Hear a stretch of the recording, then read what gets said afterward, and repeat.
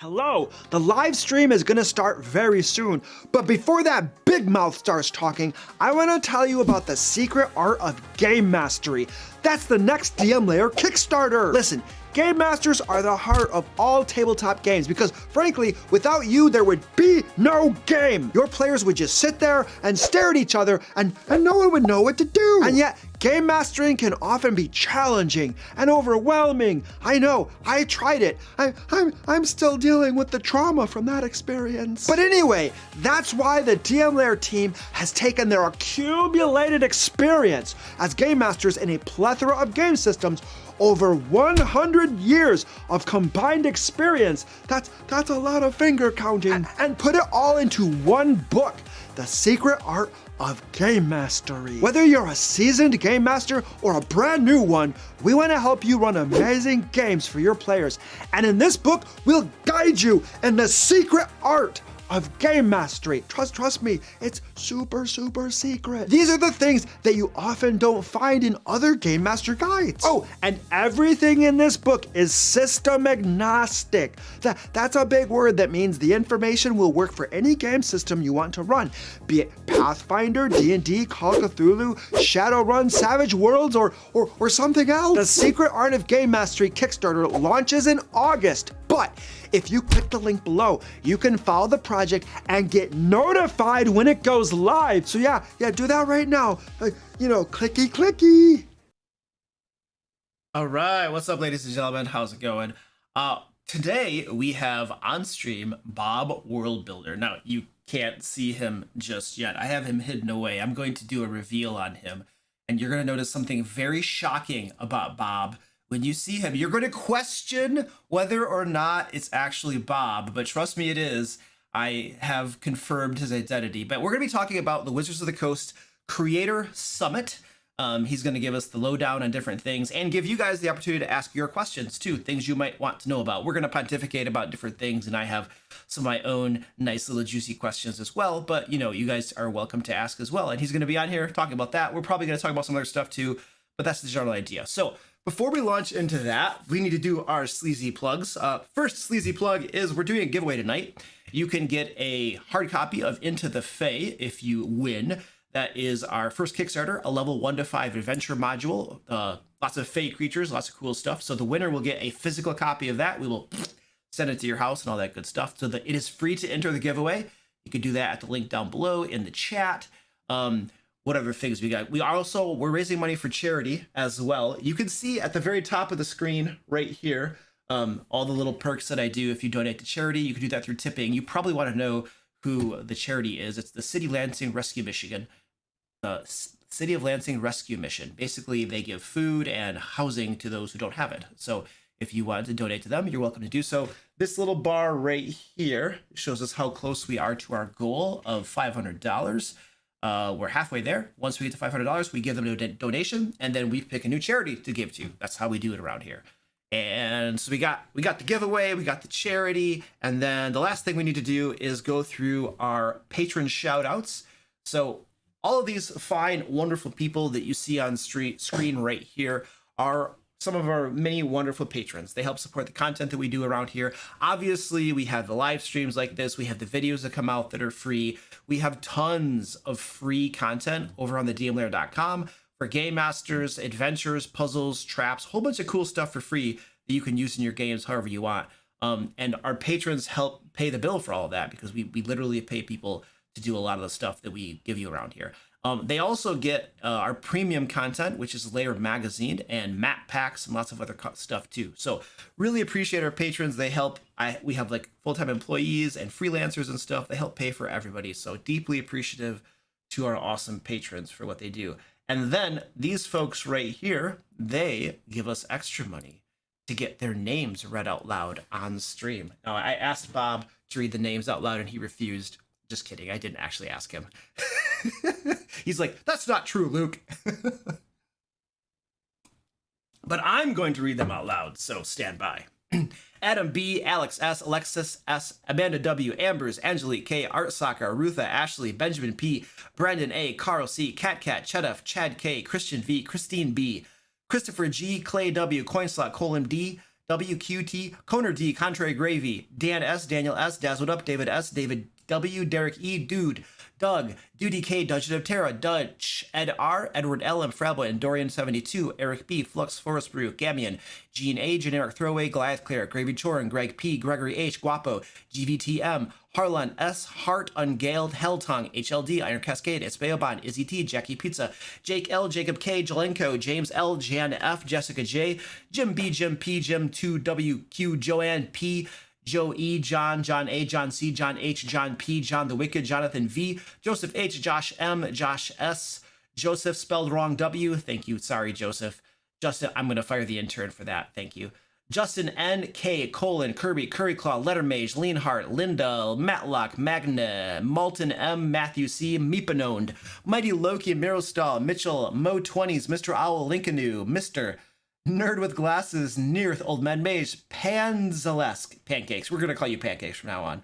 Penguin Butt, Pathnick, Pork Chop Bacon, Psycho John, Puppet Master, Ramus, Randy B, Rebar, Rinner C, Robert J, Robin B, Russell L, Ryan, Rosale R, Sakura, Sam B, Sean S, Shadow 1317, Shane L, Sheila A, Simfan, Sir Evangelo, Son of a Sofa Man, Soul Naya, Stan the Man, Steven, I don't know, G, Stephen G, Stephen T, Steve L, Steve S, Sturm, Tag Tokens, Terran, Terry V, the Three Quarters Hospital, the Old DM, the New Bad Ombre, Thomas F, Tim B, Timothy T, TK, Tom T, Travels the Lost Trinity Series, Tyler R, Unalloyed, Undying Warlock, Valagor, Vladimir S, Walt O, Wesley K, William C, William D, XX Redrum, Yol R, Zachary J, Zombie Trami.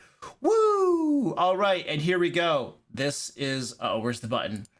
Okay, here we go. We have Bob World Builder. What's up, Bob?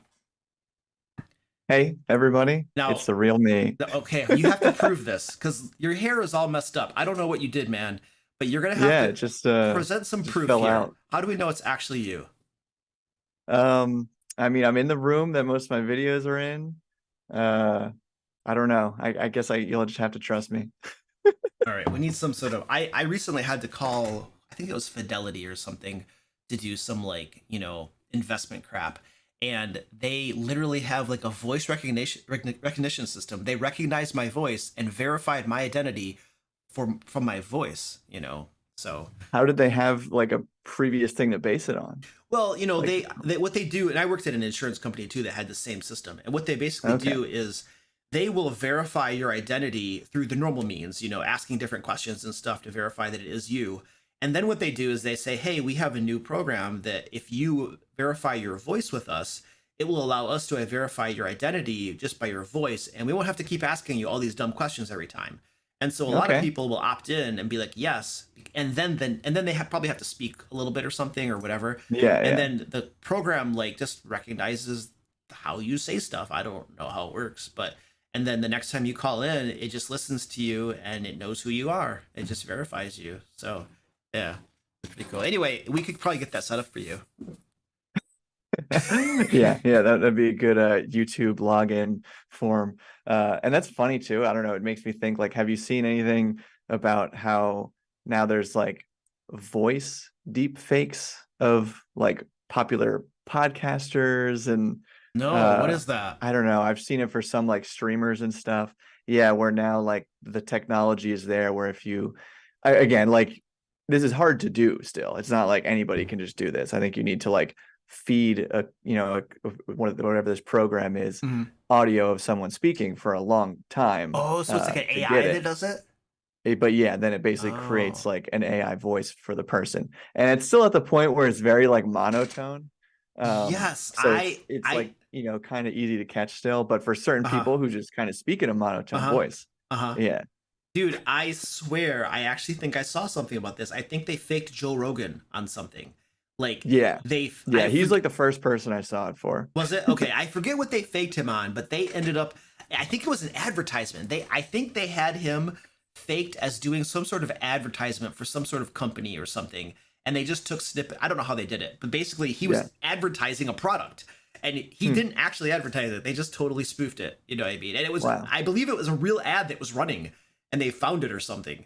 And so they were trying to nefariously trying to make it seem like Joe Rogan was endorsing their product. Oh, like it was maliciously done by That this company. that is my understanding, but my memory is not super great, so I mean, I could I might easily be see missing that some being a things. development with it. Yeah. Yeah, can you imagine, Bob? Can you imagine? Let's pretend I don't know, pick somebody, Describe or World Anvil. Yeah. Imagine, I don't think they would. I think they're, I know Describe personally. Those guys are awesome. They would never do this. Yeah. But I would just give them my voice to use. yeah, well, but imagine, imagine if Okay. Describe or somebody, a sponsor, were suddenly like, you know what, we're not gonna pay you anymore.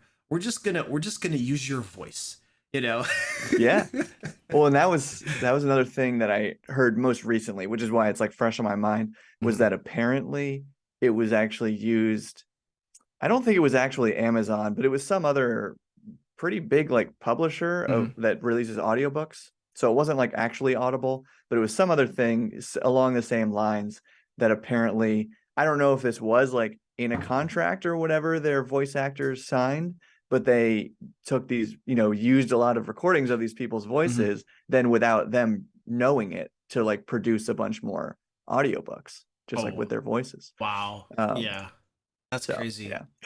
But that's interesting. I listen to tons of audiobooks, and having a good voice read an audiobook is huge, because there have been at least a couple of audiobooks that I've listened to that the person reading it, I just don't like their voice, and I'm just like, okay, I'm done. I'm not listening to you for 4 hours, dude. You're out.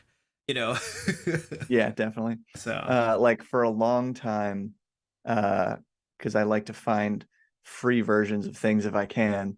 I had this app called LibriVox, which is just public domain books. So it's got a Okay. lot of like classic Mhm. works and there's a lot of like, Appendix N, like H.P. Lovecraft and like Robert E. Howard stuff on Mhm. there too.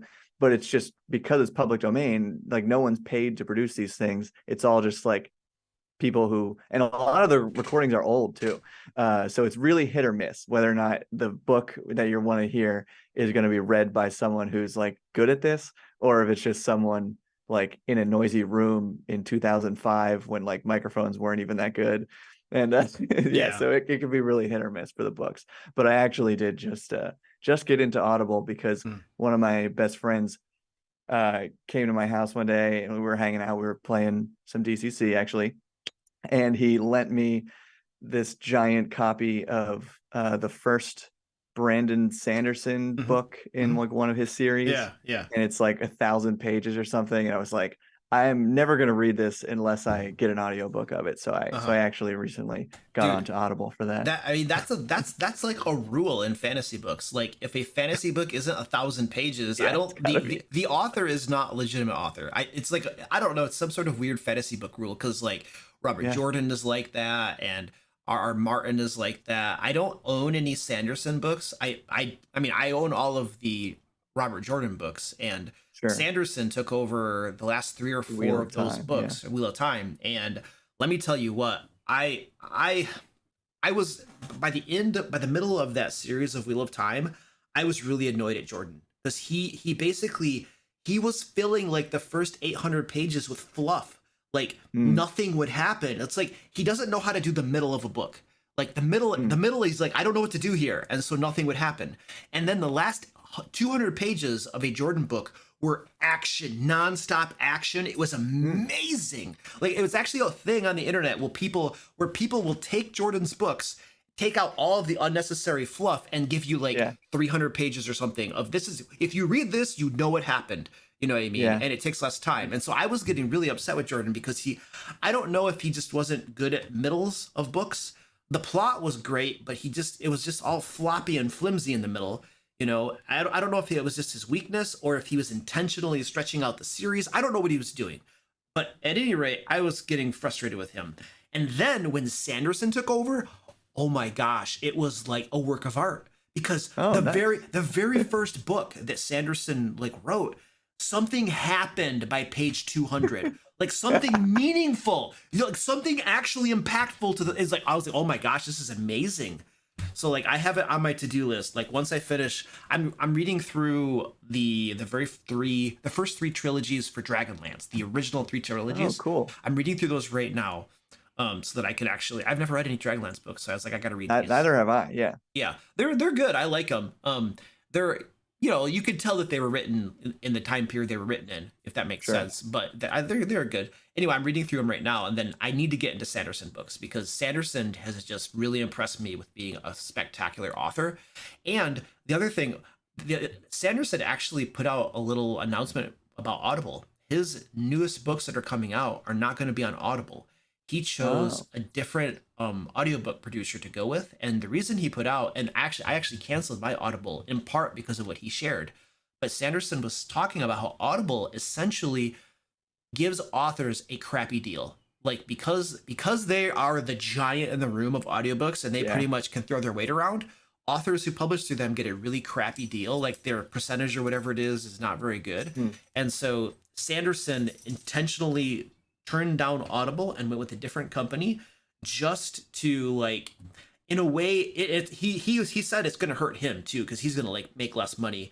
I mean, the dude doesn't need more money, so he probably. But yeah, that's he the doesn't thing. care. Like, out of all the modern fantasy authors, I feel like he's probably the biggest name, so he can have the freedom probably to go where he wants. It's almost surprising that Audible didn't want to give him some kind of special deal. I think they did. I think they actually. I don't quote me on this, but I listened to he did an entire, like, announcement of why he was doing it, and it was like, it was a good 20-30 minutes. I don't know how long it was. There was a good length, and he explained everything. If I remember correctly, Audible may have offered him a special deal, but he turned it down. But don't quote me on it. I might be wrong. Because I think you're right. Audible probably would, because of his clout, just be like, dude, we'll give you a better deal. But the problem is that Sanderson, according to his official announcement, wanted to fight for the rights of the little guy, the smaller authors, because smaller authors aren't going to get a deal from Audible. Only Sanderson would. And that's not fair. He wants all authors to be given fair pay, basically, by an audiobook, is what he was trying to do. So anyway, I don't use Audible anymore. I now use something called short form, which is actually they take a book and they will paraphrase it in, like, under a half an hour. So, like, a book that would normally take me like 4+ hours to listen to, I can listen to in a half an hour at the gym. And then I have the summary of the entire book. And the other thing that it does is really cool is a lot of times an author has one perspective, and short form will take other perspectives from different authors and say, this author says this, but other authors have said this, this, and this, to give you, like, a more well-rounded viewpoint of the subject, which I think is pretty cool. So it's more like, I mean, it includes, like, an analysis of the book, like, with the recording. That's interesting. A little bit, but I would say the analysis is, like, they don't actually say we disagree with this. What they'll say is different authors have said different things. This is what they've said. To just kind of let you some know footnotes. It's like to let you know that, like, this other people that are authorities on this subject presumably have said different things, so to kind of, like, just give you some guidance in that or something. But I don't know. I like it. But we haven't talked about the Creator Summit at all, dude. Yeah, I mean, I was actually thinking, like, when we were just talking about. So let's. Listen. I wanted to say, when we were talking about the Sanderson deal with Audible, it reminded me of how, Wizards of the Coast or D&D or whoever met with some select third-party creators before the OGL stuff began, trying to, like, give them a sweeter deal, but they still turned it down. And then, whatever, which ultimately led to the Creator Summit. Right. That's interesting. So do you think that they actually made, because here's the thing, if I remember correctly, I believe Kyle Brink said in one of his interviews that they didn't decide to have the Creator Summit in response to the OGL debacle, right? And yet nobody really believes that. So, the summit wasn't even announced until, I didn't get an invite to the summit until well after the interviews. That wasn't even a thing that existed at the time of the interviews. So yeah, definitely. So he didn't say anything about that in the interviews then. No, yeah, he couldn't have mentioned anything about the summit. Okay, that makes sense. I don't think anybody knew it was happening then. Okay. But have they talked about whether? I'm pretty sure somewhere they said something about it wasn't in response to the OGL thing. It's like they had identified this beforehand, that there was a need to be more active in the community and stuff, and so they had been planning on doing something. That's probably, he did comment on, like, going to conventions and stuff. I would imagine that's probably what that was about. Okay, so I'm crossing wires. And you're right, because that's also how. So the initial invite to the summit was framed along the lines of, when we were at PAX last year or in the beginning of the year, whenever, like, the regular PAX is, not PAX Unplugged. a lot of creators express, like wanting to see more of us and Mhm. have questions and Yeah. blah, blah, blah. So we're creating this summit, as one way of, connecting with creators and the community and yada, Mhm. yada. Okay. And they framed it as people have expressed that they want to ask questions and stuff. We want to connect more, right? Yeah. Okay. Yeah. And so So that was one of the, that was probably like the issue with the summit was the framing of it all. yeah, Yeah. so let's talk about that because like if that's how they framed it, what you've told me just through our little Marco app, it doesn't sound like they had even planned on answering people's questions. They just wanted to show stuff to you.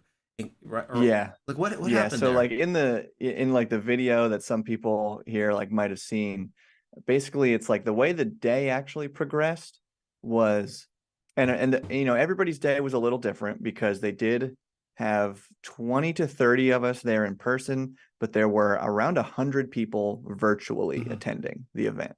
And so whether you were in person or virtual, like things were a little bit different. And even in person, we were in I want to say like 3 groups when Mhm. we were at the office. Mhm. Initially, they split us into 2, but then we were definitely in smaller groups when we were doing certain activities. So my group, the first thing we did, well, actually, the first thing we did was we got to the office, and I think we were like a little bit late, but then we waited like 15 or 20 minutes for anything to actually begin. And Mhm. at first, everybody was like, what's going on? Like, we're getting behind schedule already. Um, and the first thing that actually happened, I forget if I told you this privately or not, but Maybe. we actually got a welcome from Cynthia Williams I think you did say that. Yeah. there. Okay, Uh-huh. yeah, because that was totally unexpected. Like Uh-huh. nobody knew that was going to happen. Mhm. Like they said on the itinerary, just like introduction or something. Like it was just like the whole itinerary was pretty vague, and which again would kind of led into the misleading expectations. Maybe not misleading, misaligned expectations. Mhm. And so yeah, that was like a bit of a surprise. But the reason it took so long was because they were trying to connect the virtual people so they could see and hear Cynthia for this. And it was just like having a lot of troubleshooting issues, I think. And that was kind of the story throughout the day. Like tech Um, tech issues? yeah. Okay. Sorry, as I saw in the chat, Bob lost his power. I was probably referring to my hair. I Yeah. was afraid my Yeah. internet went out. Yeah. Anyway, That was yeah. So who was yeah, that? tech issues throughout the day. Samson, But right? anyway, so that Yeah. was the first thing was this welcome. And again, it like already started pushing the schedule back. And then the first thing that I experienced was this presentation about the future of D&D Beyond. Mhm. But unfortunately, they like couldn't. It was just really like stuff that we all could have seen in a video because Mhm. we weren't under NDAs, so they couldn't Yeah. tell us anything actually like here's like a real sneak peek of anything. Everything was That's just pretty like broad and talking about the uh goals of yeah. directions they want to take things in, but ultimately it wasn't, we didn't get a lot of information. And they did Uh have a Q&A section here where we could like talk and ask some questions, mhm. but again, like couldn't really give very clear answers about stuff. So that was like the first block of it, and then that was basically the tone of like most of the day. Mhm. But the second thing, the other main thing at the office was getting to touch around on the VTT itself. Right. So that was kind of neat. But it Oh, was also exactly what we all saw yeah. in D&D Direct. Now, So hold like on a second. for me who, oh yeah, So you're saying that everything was very broad and basic. It's something that you might have already even known about, or that could have just been shown to you in a video, and that you weren't under NDA. And I think something you told me, it might have been yeah, in the Marco, was that you almost wish you had been under NDA so that you could actually see something new that you didn't yeah. already know.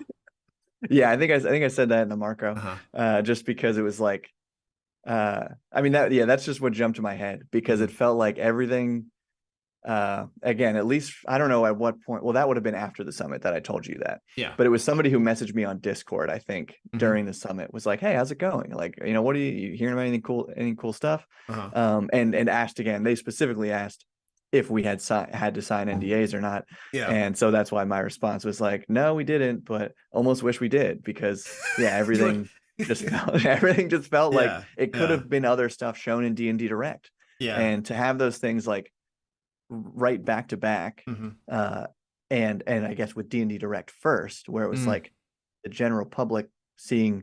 I mean, and again, that's not the whole day. Like there was some rules update stuff at the very end of the day that was new. Okay. So we can talk about that, Yeah. later. I don't know if we want to go through this chronologically or however, but yeah. So, by the way, if people in chat have questions, please feel free to throw your questions in chat, and then we'll grab your questions and stuff. If you need to get it in front of us like right away because you can't wait, send a super chat, and then I'll make sure it gets done right away. Otherwise, just throw it. My moderators are keeping track of some of the questions that we have here and stuff like that. Also, don't forget to join the giveaway too. We're giving away a copy of Into the Fae level 1 to 5 adventure module. It's free. It's really cool. And I'm not just saying that because I wrote it. It actually is cool. Right, Bob? Oh, yeah. All right. Luke makes good stuff. All right. So like if a lot of the day was just showing you stuff that you already knew, and most of it was about the VTT, right? They were just like really hammering in, like, look at the VTT, look how cool it is and stuff. Is that what a lot of that was at the very beginning? It sounds like they had two separate, like you had a presentation about it, and then there was a second one that was like almost the same thing. And that's where things broke down and people were like, hey, we have questions. You already showed us the VTT. So like precisely. If they was the point of confusion. And again, like my day was D&D Beyond first, and then VTT, and then we had lunch, and then right after lunch was more about the VTT. Jeez, man, and that's so a whole day. Some people would have had like VTT first, and then D&D Beyond, and then back to VTT. And what I learned was that here, like this is a kind of important. The experience for the in-person and virtual people were very different on this point, because the whole morning, of course, when we were at the Wizards office, they were doing like, it was just called like office hours sessions or something with, I think, community relation, like creator relations people talking about the day and like what they wanted from it. Like it was more, honestly, I think what like we were all told we would get. I wasn't in one of these virtual sessions, so I can't say for sure. But it sounded like it was more like it was the best opportunity from what I heard. I think Mike Shea might have said this, but it was one of the best opportunities to actually like have your questions asked, was like if you were virtual in the morning and the connection was stable at the time.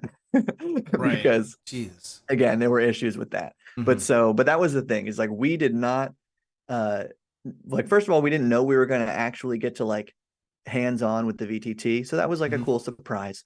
Again, even though it was stuff we saw, it was cool to like have that hands-on experience with it.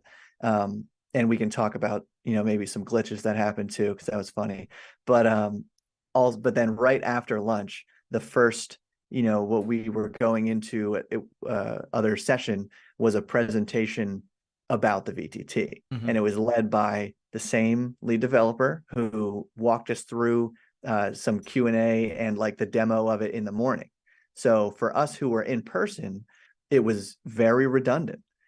For all the virtual people who, again, were the majority of the guests, like 100 other people, for them, they did not hear about VTT in the morning, as I understand it. Okay. So it was important for them, I guess.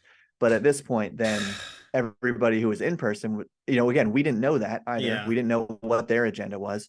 So it just was like, okay, we're kind of going through the same thing. Now, I'm like not a confrontational person, so I'm just like riding it out. I'm like, whatever, we're gonna get to the rule stuff.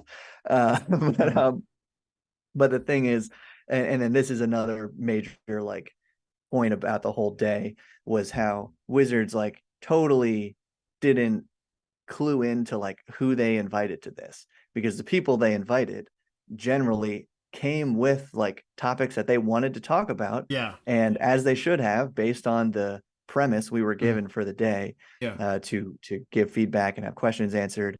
So at this point, we were past lunch. We were like already, I think, most of the way, like probably an hour maybe into this like second VTT thing, and a lot of the questions now were not even about the VTT. It was just people asking about well, I mean, some of them were. And it was, again, still funny because they couldn't answer a lot of questions about the VTT, like the specific things about specs and pricing and all this.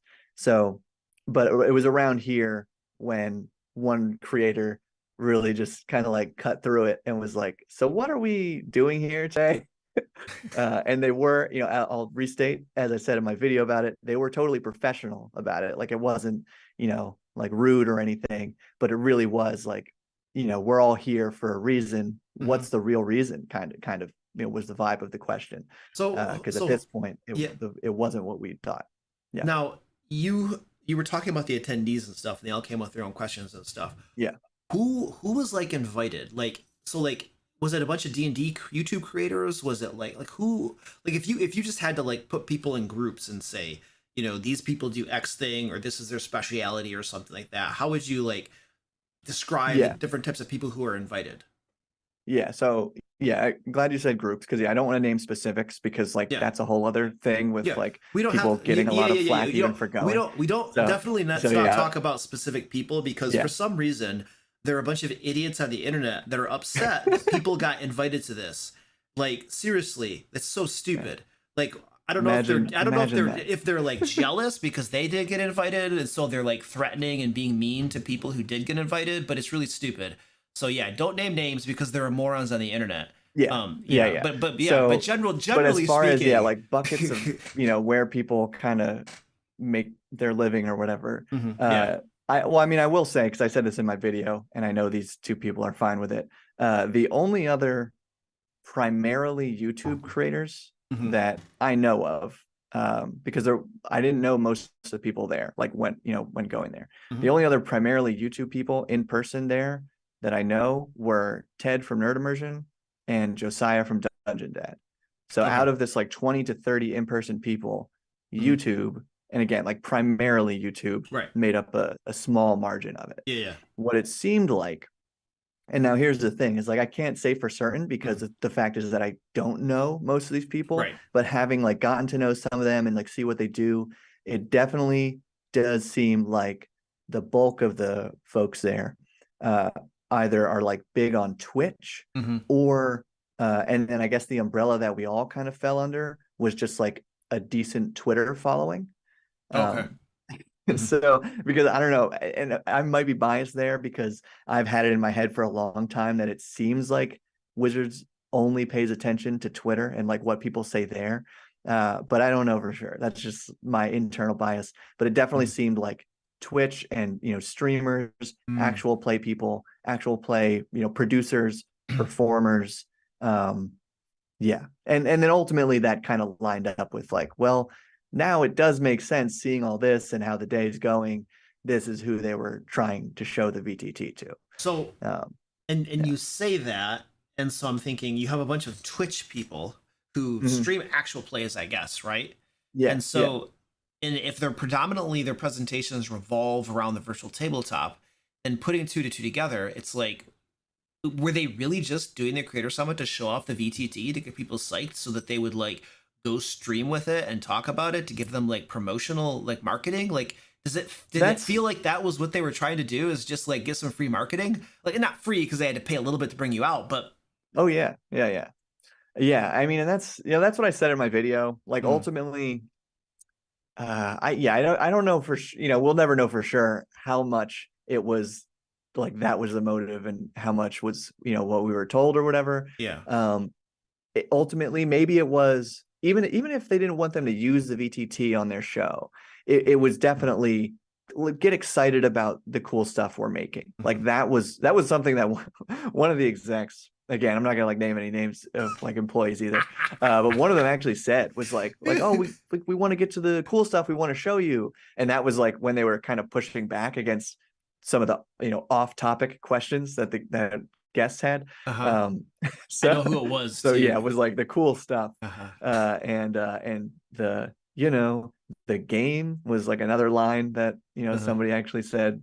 So Wait, they're not. It was funny too, because the whole time we had created this Discord like group chat, basically, like all the attendees. So in the meeting, people were like chatting with each other, like, can you believe they just said that? Like, so.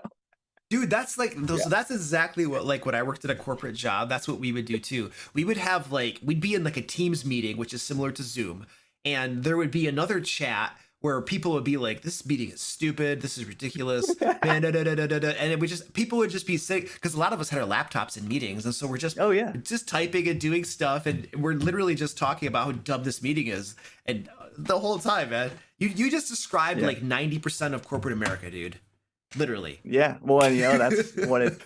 I mean, I know nothing about corporate America whatsoever, but that's what people with experience with corporate America were saying it felt like. So. Yeah, that's crazy, man. Wow. So the attendees were some YouTubers, but mostly Twitch people that do actual plays, and then some Twitter people, right? And then yeah, I can only imagine. Well, that, and I guess I should say there, like the people who I recognize from Twitter, even them, it was like a mix of actual play, and I will say like probably a couple, but what I'm saying is like writers and actual publishers, like people who are contributors to major publications. But that was also, it seemed like a smaller proportion. You know, like in this space, we all kind of do a mix of things for sure. So I'm sure that a number of those actual play people, have Patreons where they're publishing stuff too. And, because that's like me, like people know me from YouTube. Yeah. Most people don't know that like, I'm also like publishing 5e stuff, alongside it. So, so I'm sure these people have like, a lot of plates spinning or however you want to put it. But it seemed like the bulk of what these people were known for, because again, it was kind of how they were presenting themselves as I was meeting them, was like, oh yeah, I run this show, or like, I've been in this show and this show, and like, oh yeah, like I've worked with this person who's here and this person who's here. So it was kind of this network. And then like me and Ted and Josiah were like, oh, and like they're more active in like other social platforms, I think. Like I don't go on Twitter a lot, so they knew, and again, like Ted goes to a lot of conventions and stuff too. I've never been to a convention before, so a lot of these folks did know each other. Like there was cross-pollination of like these people and what they've done together. Right. But yeah, I definitely was like, oh, okay, so like you do this, and like you're that kind of okay. Taking notes. Now you're going to Gen Con though, right? And I decided against it. People were trying to push it there, and apparently WOTC is going to be there. Apparently, there's going to be some other like Darrington Press stuff being shown off there. Maybe we'll talk about that later. Yeah, dude, but by the time all these people were talking about it, I was asking some people then, like, okay, so if I want to go to Gen Con, like, when do I need to get a hotel? And they were like, oh, you probably should have done it like a month ago. So too late, so buddy. Like, okay, you're driving an hour. You might as well just stay in Michigan on that one. So probably like next year I'll try to get out there. But I'm very like East Coast, so I'm gonna try to get to PAX Unplugged this year. Okay, all right. I've never been to any of the PAX things. What do you have any of them? Shoot, what kind of crap do they have at PAX?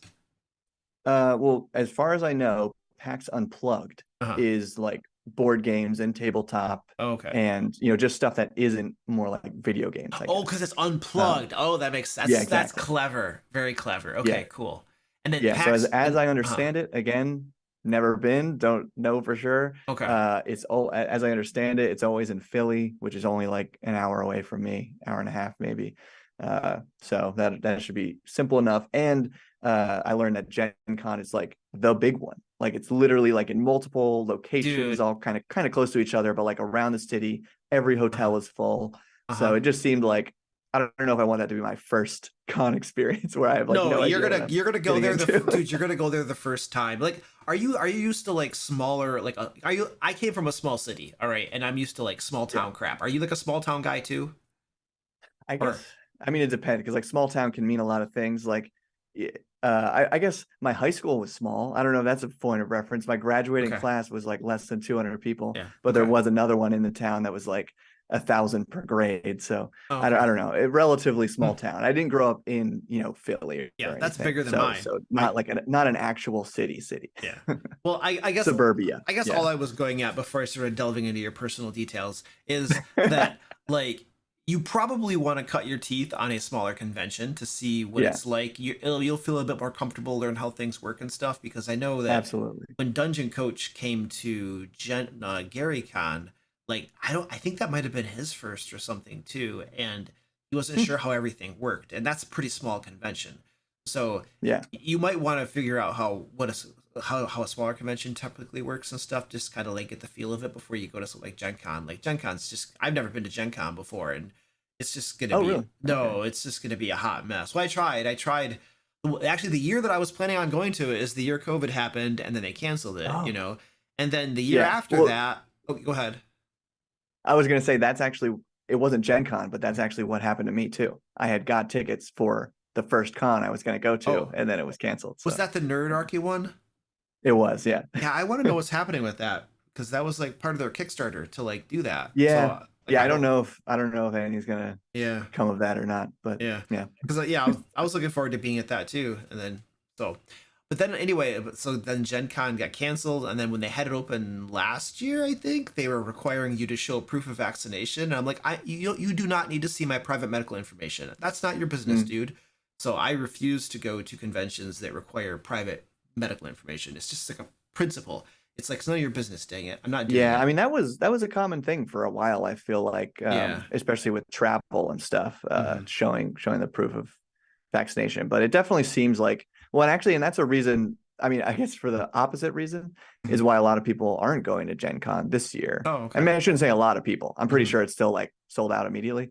Hmm. But because I guess now they're not requiring masks and stuff. So Oh, I mean, no. unfortunately, it does cut out people who are still at like high risk. But I think for, Mhm. most of the population, it's at a point where like we're Yeah. kind of over the My hill. wife and I just got it actually.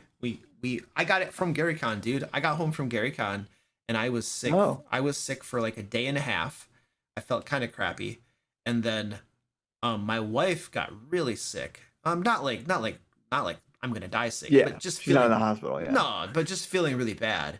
And then we got her tested and she had it, and so I had it Oh my too. gosh. But the interesting thing is that I was down for a day and a half basically. I took one night I started feeling crappy and was like I felt like achy, and stuff. I'm like I need to go to bed. And then I was like really cold and shivering, and then the next day I was like I feel pretty crappy. I just played video games all day. I never do that. And then oh, and then the next day I was like I'm pretty good now. I can go back to work. All right. And then but she was down for like a week and a half where she just felt like really crappy. Wow. So it was Yeah, I mean, interesting. and that's the issue is it affects everybody differently. So it's unfortunate. I mean, it's like, what are you gonna do? Because it's to some extent, it's really unfortunate that it ends up excluding a lot of people who like are still can't go. Like for some people, it's still Hmm. super dangerous to even risk that. Hmm. Um, but I guess, yeah, for the bulk of people, like, I mean, and like you said, because it's like there's two sides. There's people who, don't want to show their vaccination card, Hmm. or like just don't like. There are other people who probably, if they did require masks, wouldn't go just on that principle. Hmm. So they can't please all the people. Yeah. But at this point, they're, I guess, pleasing most of the people if they're not requiring masks and it's still sold out. So Is it sold yeah. out? I mean, I think so. That Oh, was you my think so? understanding, is Okay. that it filled up super Okay. quick, because I was Yeah. talking to Professor DM about this, because he was also like, he goes every year. He's gone like every year forever. Professor DM, Um, Professor Dungeon yeah, Master. from Dungeon Craft. Yeah. Yeah. Yeah. Yeah, Yeah. Okay. and he said it's almost like a whatever system they're in, because they've been like doing this every year for Hmm. so long. Uh, it's like a lottery basically, like to Hmm. get a hotel room like Yes. in the hotel that's like attached to the convention Yep. center, and they buy like a bunch of, like, him and his wife Hmm. go every year, and they get like a bunch of spots or whatever, so they can be sure they're gonna have an easy time like getting to and from the center and everything. And he said, like, it was within, I don't know, under an hour, I feel like, that at least whatever they were in was Hmm. like sold out. Yeah. So yeah, people had to move quick on it this year. Yeah, So I was yeah. I was there like the very day that hotel blocks opened up. I was there, Okay. and there was no of it. All of the hotels that were attached to like the convention center and stuff totally gone. No rooms available. I had to get something about a half an hour away or something, and it was like yeah, and I was there like right there at my time. Like when my time opened up, I was there, and it was like Yeah. nothing, man. So I had to get something a half an hour away. They have shuttles and crap, and Yeah. I hear that Indianapolis is like the perfect city for this sort of thing. Like they have like parking and it's just Yeah. it's Well, really what I well put learned, together for this sort of event. I was talking to, okay, and this is somebody else who reported on it, so I don't mind saying their name. But Teos Abadia, who's worked with Mike Shea, Sly Flourish on a couple Kickstarters that I know of, and like he's also a blogger. He was at the summit, and he was telling me about Gen Con and how the city is almost like structured around having this con now. Yeah. Because like it pretty much has to shut down every year for this to happen. It's like huge influx of like tens of thousands of people. He said it's like 60 or 70,000 people come into the city every year for this. So it's like they built hotels over the years just to accommodate this. And yeah, it's that big. That's crazy. Can you imagine what would happen if like Gen Con decided to move to a different city? You know, no, like Indianapolis would just go bankrupt. You know what I mean? Well, yeah, and that too. Because I bet you a lot of the businesses and a lot of the hotels and stuff literally make probably like 80% of their money that one, like those 4 days or 5 days. Yeah. It's like that's like their year. Without that, they're just that's like, actually how Teos was talking about it. Is that like the city make? I don't know like where he's getting this from. But he seems trustworthy guy. He said like the city makes like most of its money from this event. Yeah, I bet you they must do tons of other conventions though, because if they're set up for that, they must have stuff going on all the time. That's a really good point. Yeah, because I think they have other ones. I was actually, my wife and I were looking at traveling to Las Vegas for a little bit, and people were telling me, you know, make sure you avoid certain conventions when there are conventions in town. It makes it hard and stuff. But then I started to learn that there's always a convention going on in Las Vegas. They were telling me that 1 week you have to avoid 1 week because it was like, I don't know if it was like Naked Week or something, but there was like 1 week in January or something where it was like, this is the week where there's a certain convention that's like very risque and you don't want to go with your wife on Vegas that weekend. I don't know what it was, but I remember someone told me that. I was like, crap, I got to be careful when I go, I suppose. Yeah, I mean, it's going to happen in Vegas, I guess, if it's going to happen anyway. Yeah. Yeah. Sweet. All right, so you were talking about, let's talk about the VTT glitches. You said there were some glitches with the VTT. So overall, I did, yeah. I mean, you got to play it, so you got to like actually get in there and goof around with it and stuff. Yeah. So so the same exact like encounter setup with like a tavern. There's a couple buildings. There was like an Ankeg and some kobolds. Like the same thing that was shown in D&D Direct. We played through. So it was me and probably like 8 people in a group at this point. And that's when I said like I wasn't sure about the groups, because with the D&D Beyond session, it was definitely like 10 or 15 of us. This was probably like half that number. So anyway, I was in there with like 8 other players probably. And the developer was kind of like standing there, like going around, like helping us if we had any questions or whatever, and then just like answering questions. And there was another person, I guess, on the dev team who was kind of like our DM and walked us through this encounter. And in my session, it went pretty smooth. The only like goofy things were that any player could just like create and drop a mini anywhere. So like people could just like, and again, so they are, and I'll preface this whole thing by saying they already told us even while we were there that the version we were playing on is already like out of date. Yeah. That they're already a little beyond it. And even still, the whole project is still, they're calling it pre-alpha. So it's still very early stages, but yeah, any player was able to like just scroll through, and it was cool. I was actually just looking at all the different like designs they had for the minis, but anybody could drop anything. And I think once you were in, I could be wrong about this, but I think once you were in the menu to like select a new miniature to add on, even if you tried to back out of it, it would automatically add the first thing on the list, which was a human rogue. So there were just like dozens of human rogues like kind of constantly filling up as people were playing with the menu. So that was the only glitch, you know, you could say in my session, if that was really a glitch, or maybe just not us knowing how to get out of the menu. Ones that actually happened were in other sessions where some people were like taking the miniatures, which are cool. Like, you know, it does look like a kind of Hero Forge style mini, and you can like put it on anything in the set. And again, I even call it a set. Like it looks like terrain just rendered in a video game. And you could put it anywhere, but people were like stacking the minis on each other. And then when you had one up in the air, you could take out the mini beneath it and the one would stay there. So then they were like continually, you know, going up and up and up and up. And they said, you know, they were like, is this supposed to happen? And the guy was like, oh, it looks like you might be on the roof of the tavern, because they were able to like take off all the roofs so we could all just see inside. but then they like put the roof back on and they were like way above that already. So they were like, no, we're just up here. And then he was like, okay, you should probably stop doing that. We don't know like what's gonna happen if you keep going. So, You guys are like, you're like doing the boundary testing, you know, like let's see if we can break it. And then afterward, the devs all got together and they're just like, those stinking YouTubers and like Twitch people, man, they just messed up. They're just, man. yeah. It's like fix gravity. Yeah, gravity. Yeah. Yeah. So That's that was one thing that came up. Another one that Ted specifically told me was that he couldn't, like, because his character, we were just kind of like chose some like pre-gen characters basically, and some of them had spells, and his character was a spellcaster, and for whatever reason, he could target the kobolds with his spell attacks, but not the Ankeg.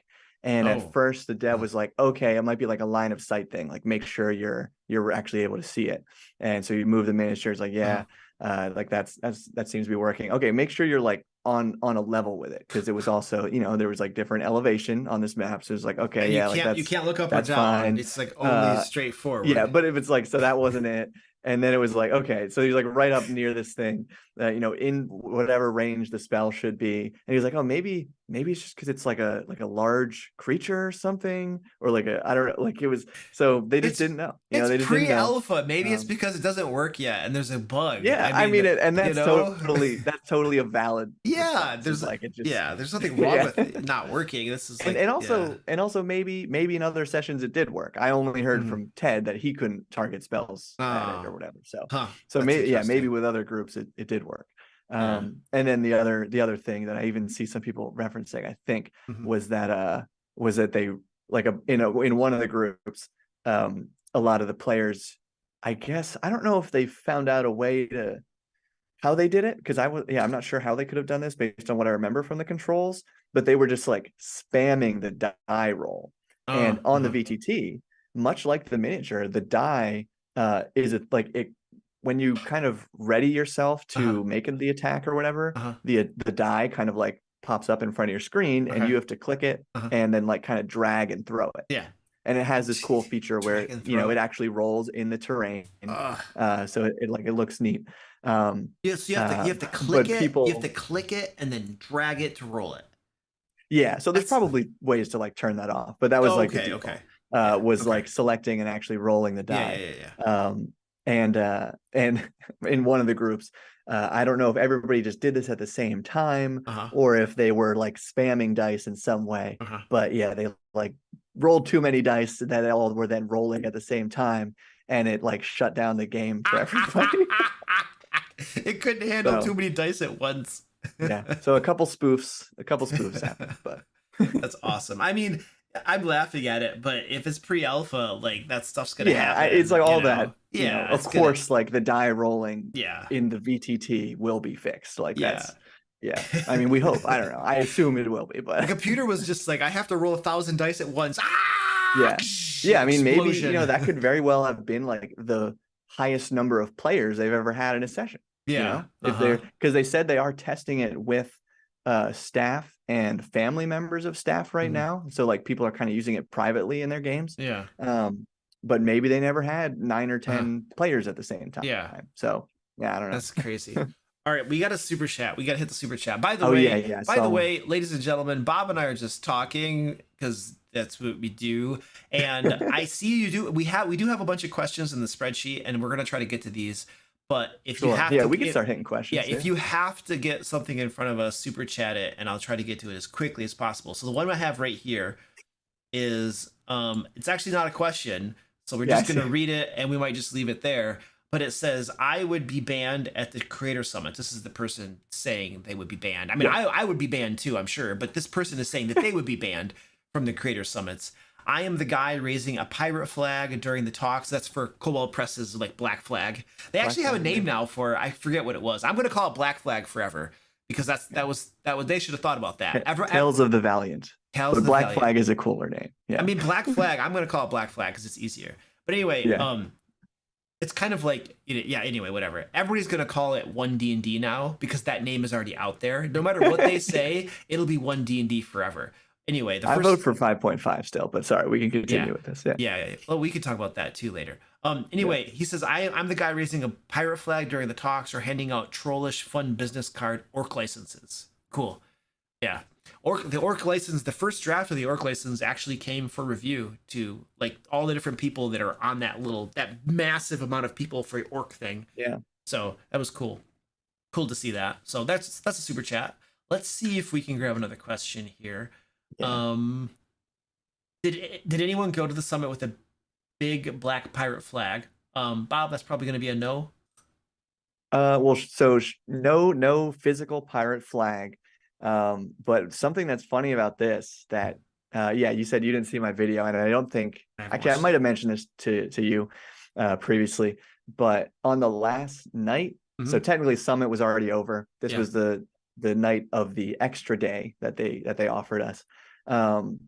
Ted, who is like friends with Celeste Conowitch, lead designer of Black Flag / Tales of the Valiant. I don't know if she lives in Washington, but he like invited her to come hang out. So we like hung out with the lead designer of this other game at the summit. Yeah, dude, that's so that awesome. was just kind of funny. I would have been. She didn't bring a flag, but yeah, dude, I would have been peppering her with so many questions about the game. It would have. Oh man, yeah. Well, I don't know. She might have enjoyed talking about that because Yeah, I mean, it could very well be. We actually played D&D Trivia Pursuit, and that was actually an experience of its own. But yeah. You might not want to say that too loudly. She might get in trouble. I don't know. I feel like I guess I need to see. That's the thing. I haven't watched Ted's whole video yet. It's like really long. It's like not 2 hours, but it's like an hour and 20 minutes. What's he talk about? So I need to watch through his whole thing. What's he talking about? Wait, Ted from Nerd Immersion? His video about about his experience. Yeah, he did it too. Yeah. All of his videos are like super short, crazy short.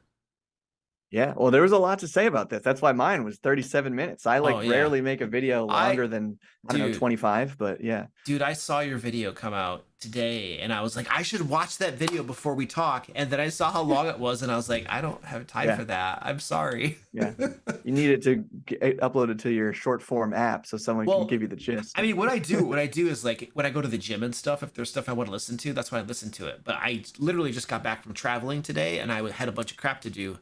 And I couldn't fit in listening to other stuff, but yeah. So I mean, I mostly watch YouTube on like 2x speed or something just to burn through more videos. Yeah. Yeah, I have a hard time listening to stuff at a faster speed, because like a lot of the stuff that like I'm listening to, if I'm listening to it, it's because I want to understand it, and I want to like think about it a little bit and let it sit in, and if the information is going too fast, then it doesn't allow me to do that quite as well. And I have a bad memory, so I have to like process things a little bit for any hope of remembering it, Yeah, there's definitely something to be said. Like I couldn't tell you probably like half of the titles of the videos I watched today, but I definitely like watched a bunch of videos and yeah.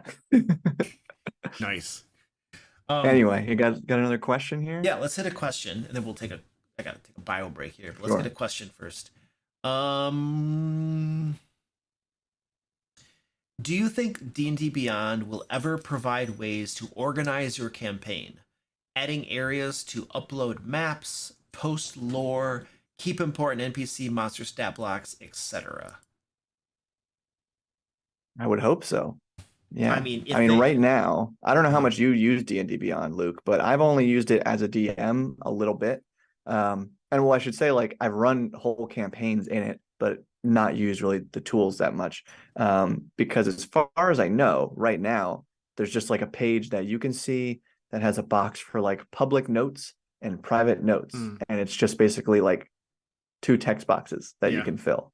But it's nothing like, the other services that are out there. If we wanted to talk about like World Anvil or Campfire, or these programs, some of them are like browsers, some of them are software, I think, where you can like really organize everything and even customize how it's organized. So, right now they don't have anything like that on D&D Beyond, but I've used D&D Beyond mostly just to look up monsters when I'm running a game, and then I use it's just a quick search for monsters. Everything else on it is mostly not useful to me for what I do at all. I look up spells really quick too. That's like looking for monsters and spells. That's it. And now they fixed a bug where it used to be if you had like the ultimate bundle or whatever, as new books came out, you would just get access to it automatically. Like all new books, you would just automatically get access. It was some sort of bug, and I had access to like. Oh, that was sounds like it should be that way if you're paying for the ultimate thing. Yeah, well, but... I mean, I paid one time. It was a lot of money. It was like $400 or something to get. Oh, it was a one-time purchase. Yeah, okay. to unlock a bunch of stuff. But for whatever reason, because I did that, every time a new book came out, I was just getting access to it. And then, so I had everything, you know. But recently, about a month, 2 months ago, they fixed it. And now I don't have access to a lot of that stuff. And so now D&D Beyond has become mostly worthless to me unless I want to buy all their books. And I've already bought the physical books, and I don't get enough value out of having them online. And I'm not spending, I'm not giving WOTC any of my money right now. Like I've decided just not to support them at all. I'm not giving them any money. So that's like totally off the table for me right now. So now what I do is I just have my physical books and I'm just looking crap up, and it works. Yeah. You know? So I'll point out one thing I see in the chat. Somebody said the encounter builder is okay for estimating encounter difficulty.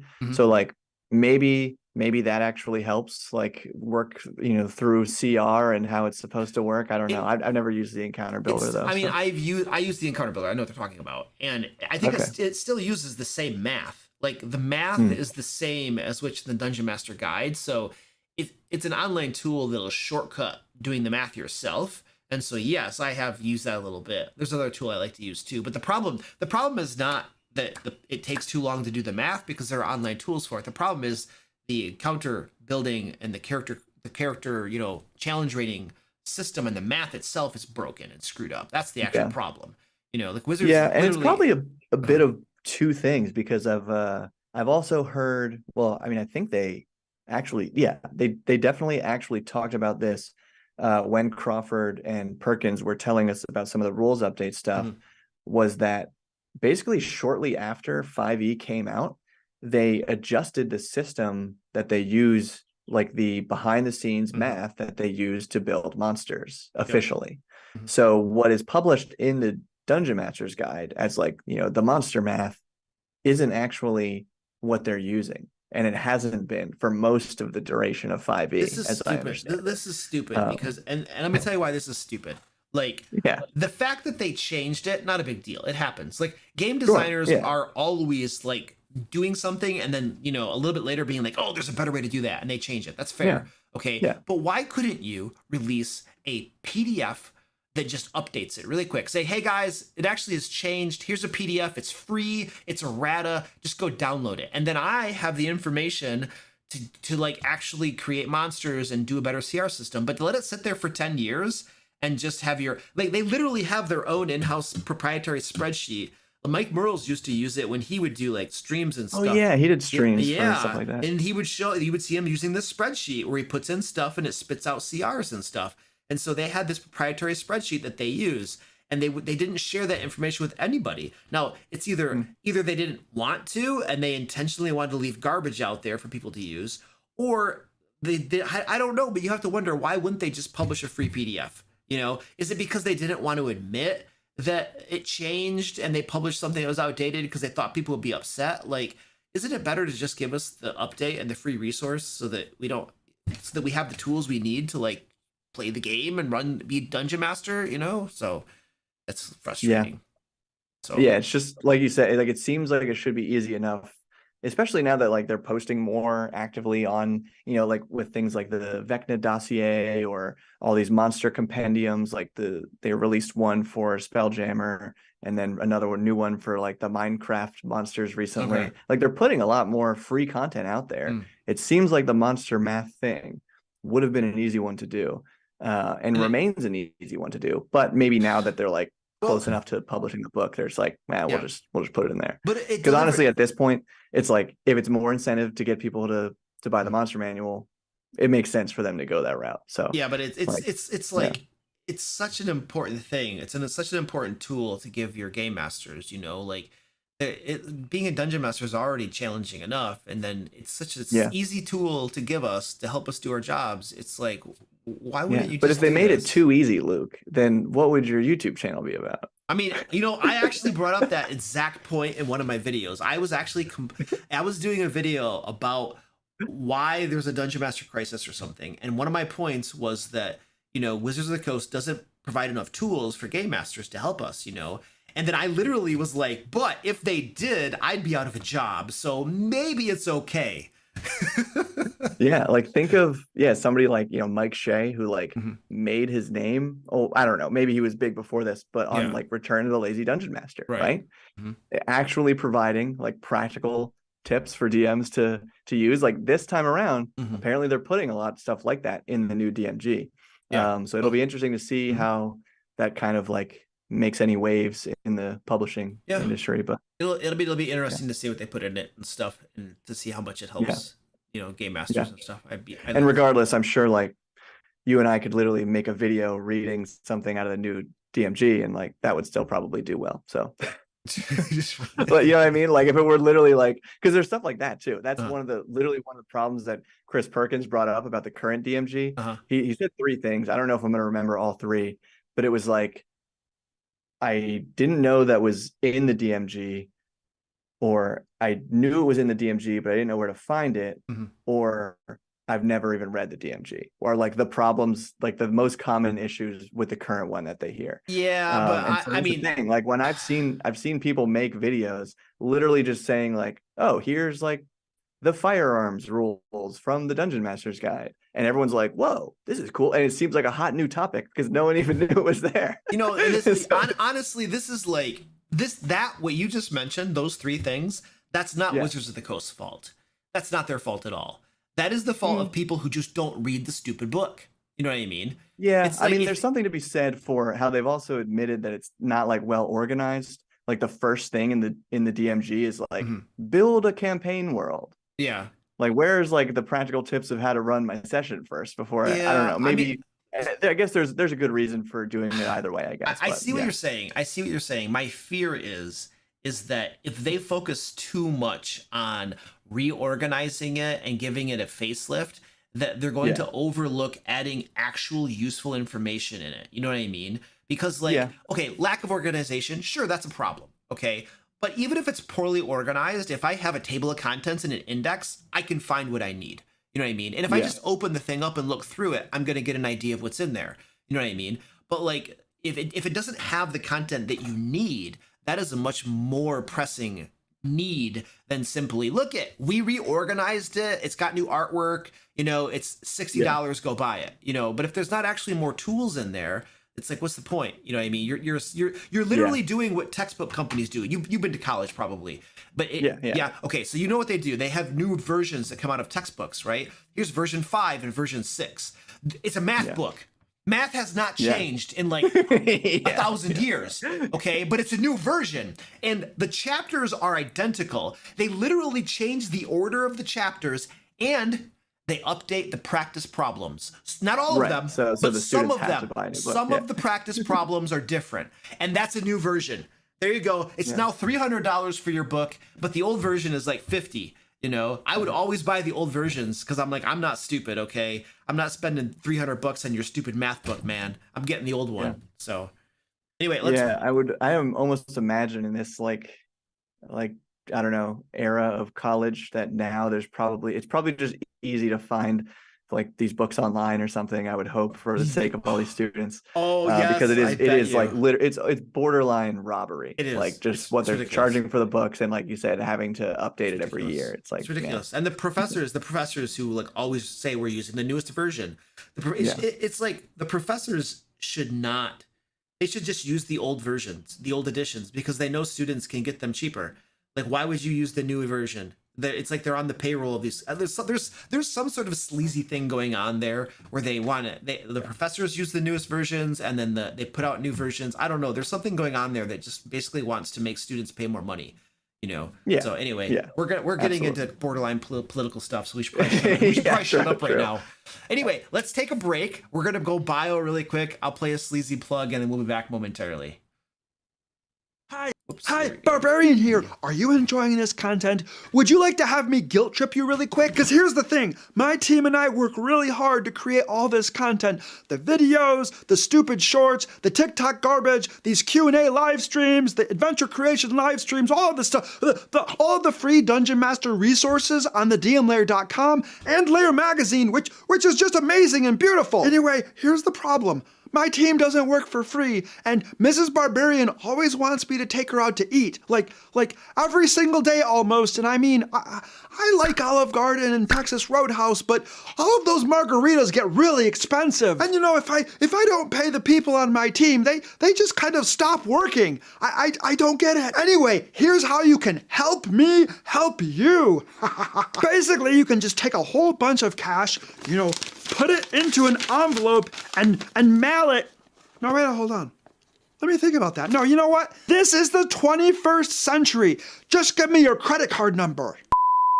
Okay, forget all of that. My lawyers have advised me to instead request that you become DM Lair patrons at the link below. I mean, it still allows you to send me money, but it's legal and you get cool stuff in return. For instance, every month you'll get a new issue of Lair magazine, which contains tons of Dungeon Master resources like adventures, puzzles, traps, monsters, magic items, and more. You see, I'm not just asking for a handout, which is what a lot of people do with their Patreons. I'm actually going to give you stuff in return.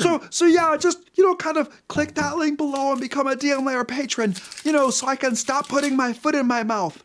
Thank you. Ooh, wee. All right, there we go. All right, we're back.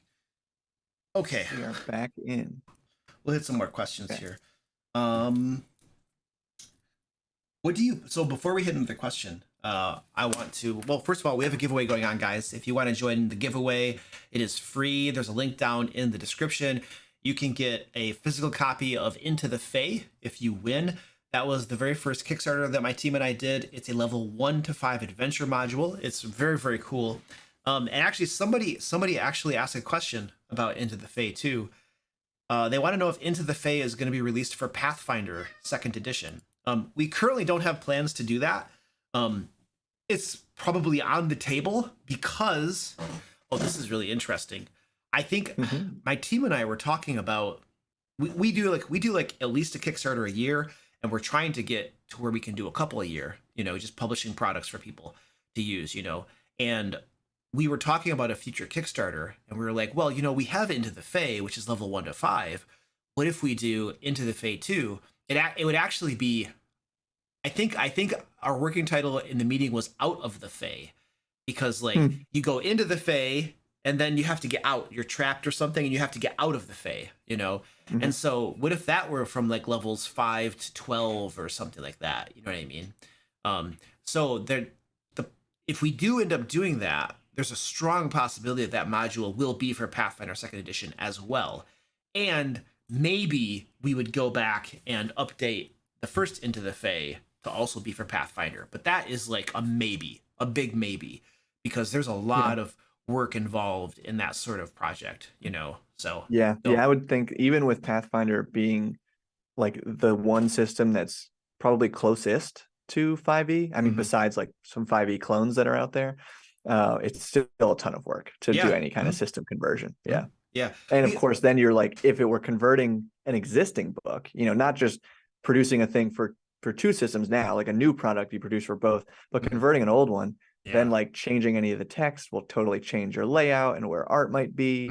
So it's that's a huge undertaking. Like right now we're publishing Lair magazine for both 5th edition D&D and Pathfinder 2nd edition, and my team, you're already doing both now. We already are doing both. Exactly. Wow. Yeah, that's awesome. So right now, DM Lair patrons can get both. Like, it doesn't matter if you're doing 5th edition D&D or your Pathfinder 2, you have content for both. Nice. And well, my team was literally, we were doing the conversions, you know, and it was a really becoming a burdensome process on my team. Like, we have a very small team, you know. Put this in context. We are producing every single month. Lair magazine is about 60 to 70 pages of content, and it's dense content. It's not like fluffy garbage. It's like adventures, puzzles, traps, and stuff. It's dense, right? So about 60 pages, okay? And then we have a standalone adventure that we publish too. So let's just say that we have about 80 pages a month that goes out. A month, okay? How many pages are there in a typical like Wizards module? 250, 300, okay? So like we publish like the same amount of content pretty much that Wizards does, you know. So you know what I mean? If you're just putting it in like context. Actually, Zach was telling me, I was talking about that same topic, and Zach was saying that we do even more because of our Kickstarters. Yeah, he was saying that we do Yeah, even true. Yeah. because of the Kickstarters, we actually produce more content, just page for page, than Wizards does. Okay. And our team is like crazy small. Like we have two Yeah. full-time employees, you know, we have a couple others that are on the core team, and then we have like freelancers basically. But the team is like Yeah. weep compared to like Wizards, and we're putting out. But Yeah, anyway, that's actually that would have been a good question that they probably would have answered at the summit. It's just Mhm. like, how many designers are there? Like, I Yeah. really don't even know. Yeah. You know? Yeah. I mean, they Because kind of, obviously we know we know Perkins, we know Jeremy Crawford, but like they're like at the top. I feel like they're more directing designers at this point. yeah, they gotta be. And Yeah. then beneath them, I mean, I know like actually I saw like some people asking, like, oh, did I meet Justice Armin, who's a designer there who I mentioned Mhm. in my video about the invite. I did get to meet him, so that was cool. But he's like one person on the team that I'm aware of. There's another person who I follow on Twitter who I know is an employee now, and they were in the D&D Direct VTT playthrough actually. But I don't know how big the team actually is. Mhm. Yeah. Yeah. Well, I mean, they were outsourcing a lot of their modules to different companies. Like, Yeah. I don't know exactly who it was. It might have been Cobalt Press or somebody. I think it was Kobold Press it? and like Green Ronin. Okay. Ronin. I don't Yeah, know. but they were like but- outsourcing. Like, this is D&D, and they're outsourcing their books to other companies to do. Yeah. You know. I think it was like they wrote the core books, I guess, but then the Mhm. first probably 3 or 4 Yeah. adventure paths or modules, whatever they're were by other companies. And then I think Curse of Strahd was like the first one that was Really. in-house for That's- 5e, Yeah. of course. That's interesting. Yeah, but Yeah. anyway, what I was saying is that like, so we were talking about converting to Pathfinder, yeah, and- Pathfinder 2, right? And my team has just been overworked with that. So we literally are now working with Mark Seifter he works for Roll for Combat now. Oh, but yeah, nice. But he's also like the co-designer of Pathfinder 2. So he's helping That's us. awesome. He's helping us with, I think, 3 issues of Lair magazine to get it over to Pathfinder 2. So we're just contracting him to do the conversions for us, because like my team is overworked, and we actually Mark is going to be on my live stream a week from now or something like that. We're going to talk about how to convert a D&D 5e monster over to Pathfinder 2 monster, which would be super, super interesting. But anyway, we're having him help us with like just 3 of our issues because it's such a burden to do, you know. And I was super excited because I was like, if we could have the co-designer, like, you know, of Pathfinder 2 that's huge. help convert our magazine over, it's like, oh, first of all, it's going to be well converted. It's going to be really well done. And second of all, like, we're going to be able to see like how he did the conversions and just kind of like, you know, learn from that, so that when we're converting our stuff, we can like be better at it. You know what I mean? So it was really cool. Yeah. And hopefully, like, I assume he'd be able to connect you with other people who are like either big third-party, publishers for Pathfinder, or even worked on Pathfinder at the time, or just people who do freelance who might be able to help your team too. So Yeah, that's true. he's definitely like the guy, it sounds like, that you want to be working with.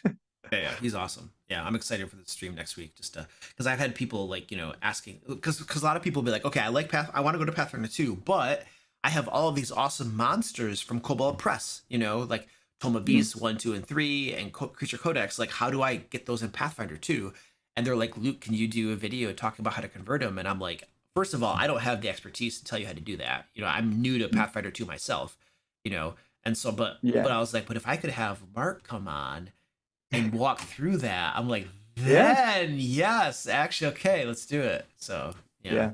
I mean, like, I'm in a similar boat with just thinking about these conversions, not necessarily for Pathfinder, but I am trying to get into more DCC stuff. Yeah. The thing is, DCC, it definitely has its own, like, the rules in DCC very much also create the aesthetic of the game, which is more wacky Okay. and like because there's a lot more randomization, Uh-huh. and honestly even more like graphic, like I don't want to say like maybe graphic's not the right word, but the point is it's just like more crazy stuff can happen. Whereas I think like I feel like Pathfinder and 5e kind of align really well with the same kind of high fantasy feel and theme. Like, would Mhm. you agree with that? Yeah, I mean, so you're saying that Pathfinder 2 kind of feels like the same sort of theme and genre as D&D 5e? You could play a similar campaign. I mean, I guess the thing is like you can use D&D and you can use Pathfinder probably Yeah. to like play any kind of theme you want. And you could probably do similar things with DCC. But I feel like the default Right. of like the default like high fantasy nature of the game in D&D is a Yes. similar Correct. feel and tone and theme to what goes on in Pathfinder. I feel like that's probably true. Like, okay, if, for Yeah, instance, if you were to go on Twitch and watch people who are streaming D&D, like sure. you Yeah. might not even if they didn't say D&D, you wouldn't know if it were D&D, if it were Pathfinder 2, or if it were maybe another Yeah. similar system. So I think that's pretty much true. You know, Yeah. they're And very that's they and so what I'm saying is I feel like DCC, and I'm actually seeing somebody say in the comments, like it's more like grim dark. It's a little more like because mm, it touches more on like old school stuff yeah. at the same time. So my modules that I publish Hmm. are much more like wholesome, light-hearted, kind of silly scenarios even. And Yeah. again, I don't want to like overdo it too much. Like a lot of them are more neutral or whatever. Hmm. But I tell the writers like feel free to put in some goofy stuff, Yeah. like Hmm. just whatever. And so taking that to DCC, I feel like I'd have to like think more about the what I'm telling the writers, like what kind Mm, of prompt hmm. Yeah. to give them or whatever. Because like converting some of my old ones over, I mean, there's something to be said. Maybe stuff like that hasn't been published yet for DCC, Hmm. so I could like carve out a little niche that way. Yeah. I don't know, but Hmm. that's just something that's like on my mind. But Yeah. yeah, No. I'm not right now. I'm still like I have no plans to switch it up. Like I'm still publishing 5e stuff. Mhm. But yeah, So what do you publish exactly for 5e then? it's just like a 10 page like between I'll say between like 9 and 11 pages, but usually it lands right at 10. Mhm. 10 page one shot PDF for 5e each Okay. month. So like an adventure people can run? Yeah, exactly. Okay, And cool. it's very like beginning, middle, end. Like it kind of like lays out this framework of like how you can act and like how you ideally can actually get it done in a session is part Mhm. of my like philosophy behind Mm. these one shots is like you Mhm. should literally be able to set this up in a session Yeah. and trying to keep the prep minimal. Like it, Yeah. and part of that is like you still need to read it ahead of time. Mhm. It's not like a thing where you can Yeah, just yeah. like roll right into it. But it because it's only 10 pages, the last page is credits, the cover page is in there. Reading through the actual like story of the adventure, the plot that is Mhm. laid out is very like a breeze and it's yeah, try to structure it in a way Yeah. that's like you're gonna even need like minimal notes to run it. Yeah. But yeah. That's awesome. Okay, I need to take my dog out. So you're here by yourself. Just talk to chat, man. Okay. Yeah, I guess I don't have access to your spreadsheet of questions, but if other people want to put fresh questions down at the bottom, I could do the hashtag question thing like they have set up, so it'll be nice and easy for me to see. But yeah, I could answer some questions maybe. I see some chat about DCC. That's good stuff. And I don't know, scroll up a little bit. Let's see.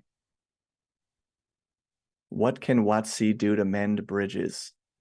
That is such a huge question. One of the things that I told them was create more videos with Todd Kenrick, just like how he interviews Jeremy Crawford for all the UA updates. And everybody loves Jeremy Crawford.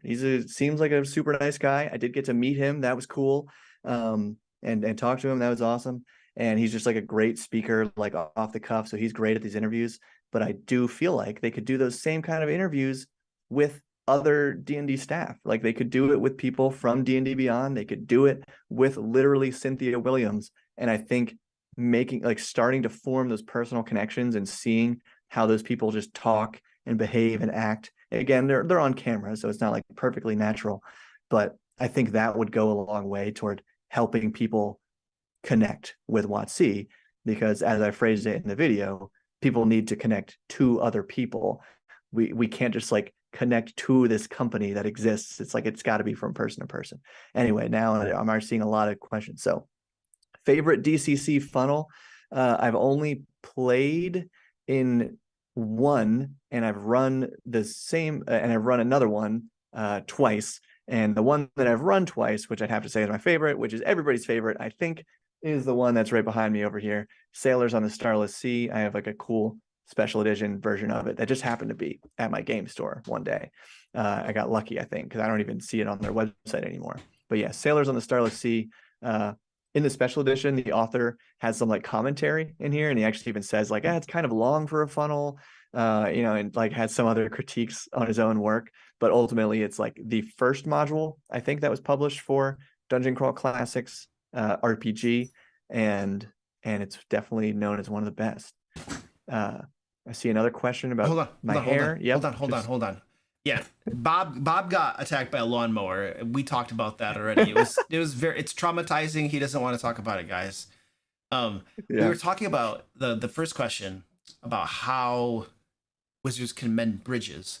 So you mentioned doing those interviews and stuff like that and that would help you. Like, the thing is that would help you maybe connect personally a little bit with those people and stuff, which has value.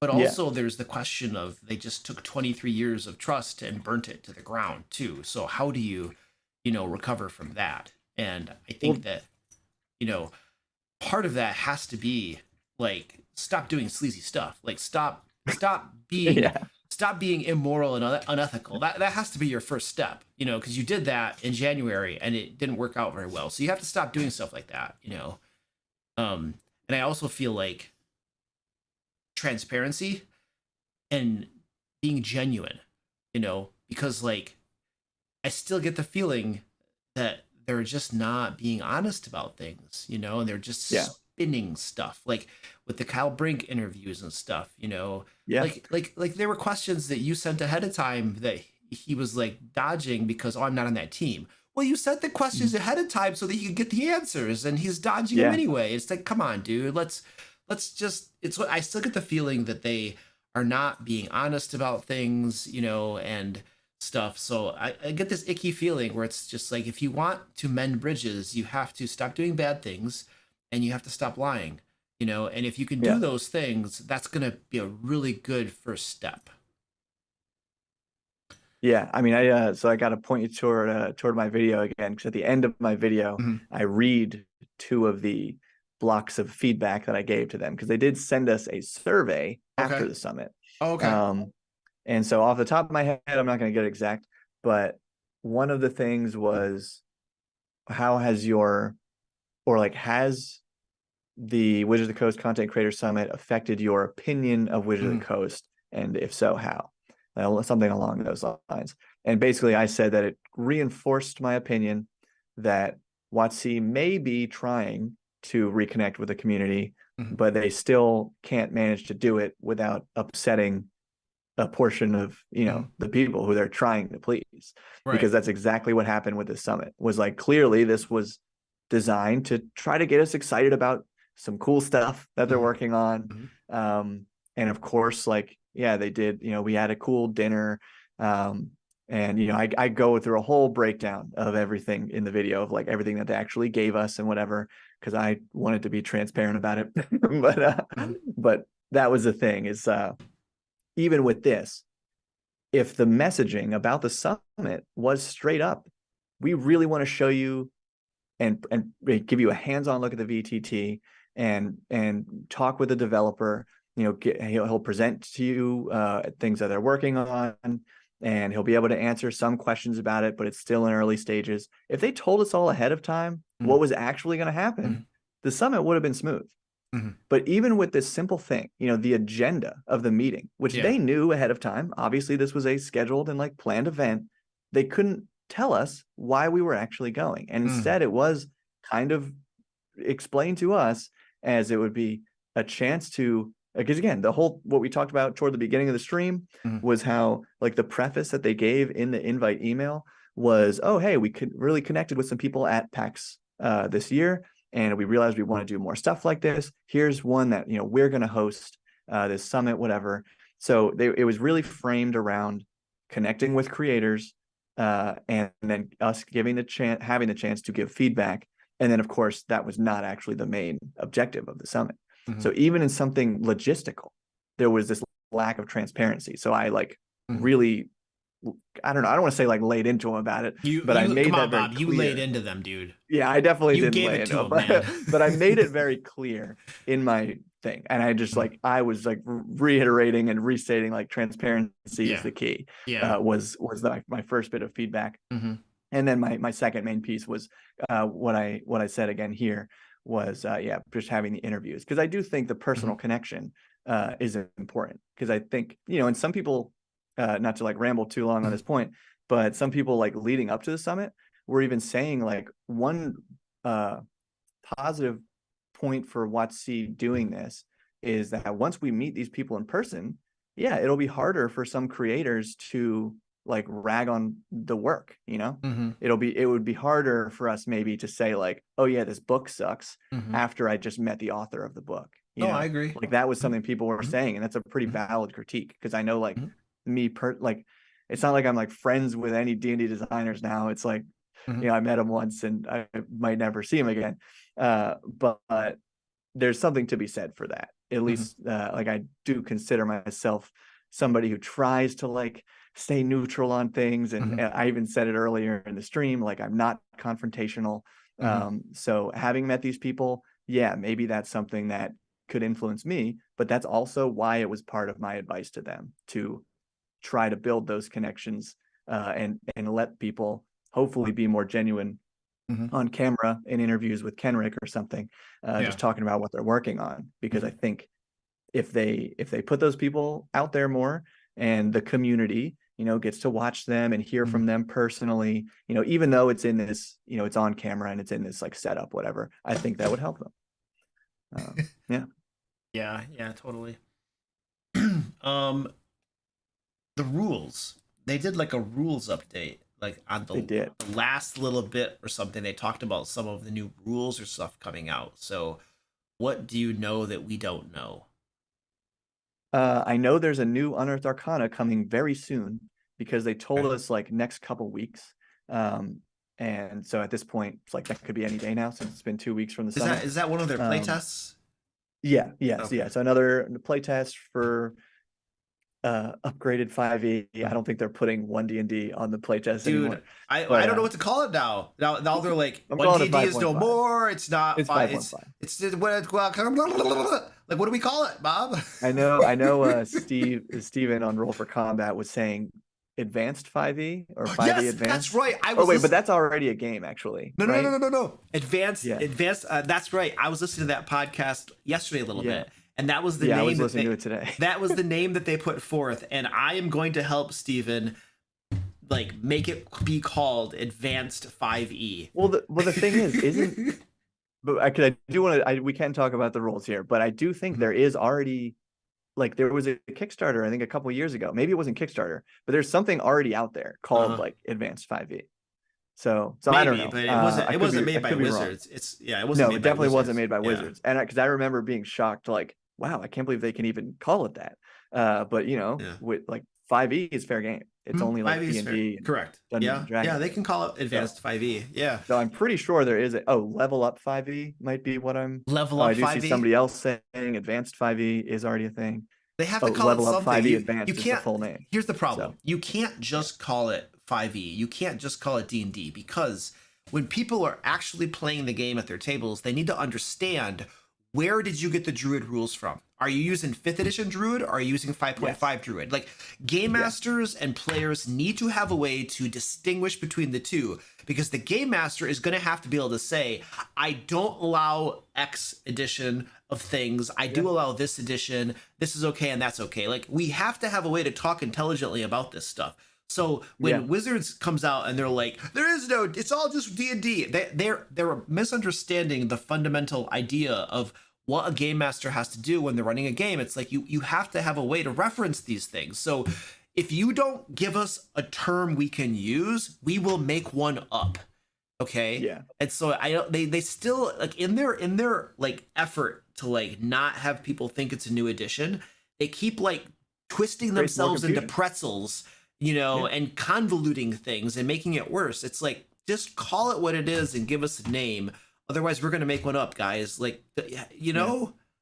So Yeah, I mean, I see some people in the chat saying 2024, and like honestly, I feel like 5e24, maybe that could catch on. Like it's quick enough to 5e24. say. I'd rather just call it 5.5 because It's that's fine. kind of what I feel like it is. But yeah, that's because right now, every time, and even in this presentation, Jeremy Crawford would say like in the 2014 player's handbook, this and this and this. Yeah. In the 2024 player's handbook, this Yeah. and this and this. So right now they are, whether how intentional it is or whatever, they are kind of just delineating it by the year of publication. I just saw 24E in the chat. Yeah. So by the way, these are all the suggestions from our viewers as to what it should be called. We have Level Up, Advanced 5e, 5e Reloaded, 5e Plus, 5e Uplift, 550. I like that. 5e plus plus, so it's like C++, Yeah, the programming actually, language. the 5e50 reminds me, I don't know where I just saw this, but somebody said like, oh, they should have called it like D&D Gold Edition for like the 50th anniversary. And it's like, that's actually a pretty cool name, like D&D Gold. I don't know. I'm sure it probably would have gotten as much hate as one D&D Oh, did. yeah. But Sanitized 5e. I was like, that sounds pretty cool. 5e Woke Edition is another one. 5e the Next Generation. 5R2 Electric Bagaloo. I don't know what that means. That's just like a meme about sequels. James Mills says Wizards of the Coast doesn't understand the people that actually play the game. No, that is a problem. Like especially their senior executives don't understand their customers. That has been clearly established. Yeah. I mean, and one thing I could say there is it seems like they at least realize that now, because one guy who I actually talked to a lot at the dinner, who's I think either on level or might be right above Kyle Brink. His name was Dan Rawson. He's the senior VP of Dungeons and Dragons, as I understand it. Whatever that means. Like, I don't understand these titles. Let me explain corporate titles to you. Okay, here's how corporate titles work. Okay, basically, somebody has been at their current position for about 2 or 3 years, and if you don't give them a raise, they're going to go somewhere else. And so you need to give them a raise. But if you're going to give them a raise, they should also get a better title too. So you already have VPs. Well, now you can't make them like, just a vice president because you only got so many of those. So let's make it a senior vice president. So we're going to give you a little bit of a raise, probably about 6% or so. Okay. And then we're going to give you a better title, and we're going to do, here's the other thing. We have to do a reorg. We have to do a reorg of most of the company to get people underneath you. And this is why for some companies, they have reorgs like every year because people get promotions and they have new titles and they have to reorg the structure of a company to like get people reporting to them and stuff. It's this big thing, Bob, that happens in corporate America. You have to understand. This is as much sense as that actually, it kind of doesn't make sense. I understand what you're saying though. This guy was only there for a couple months, so he's actually pretty new. Maybe he's newly senior VP. I don't know. Well, but, a lot of times executives get hired in from different companies. This is pretty normal. It's actually more rare that an executive starts down low and promotes up. It's much more common that they get hired in from different companies. It's just the way it works. Well, yeah. And so what I can say is that I talked to this guy at the dinner, and again, without like telling too much about his background or whatever, he said he worked with, I'm pretty sure it was Amazon and another company overseas, because basically he is like a online marketplace kind of expert. And so that's one thing they're actually trying to do with D&D Beyond. That's like a kind of a whole other subject. But this guy does have a background in D&D. Like he said, he was playing since like the Red Box, and we talked about that and like how he got into it and everything. That's so cool. he's like all on board with it. Cool. And so I think they're becoming savvy to that now. Whereas like, hey, D&D's actually been around long enough. Maybe we can find people who have these qualifications and they actually love the game. So it would be nice, but it's like they need people with certain specific skill sets to take their business where they want it to go.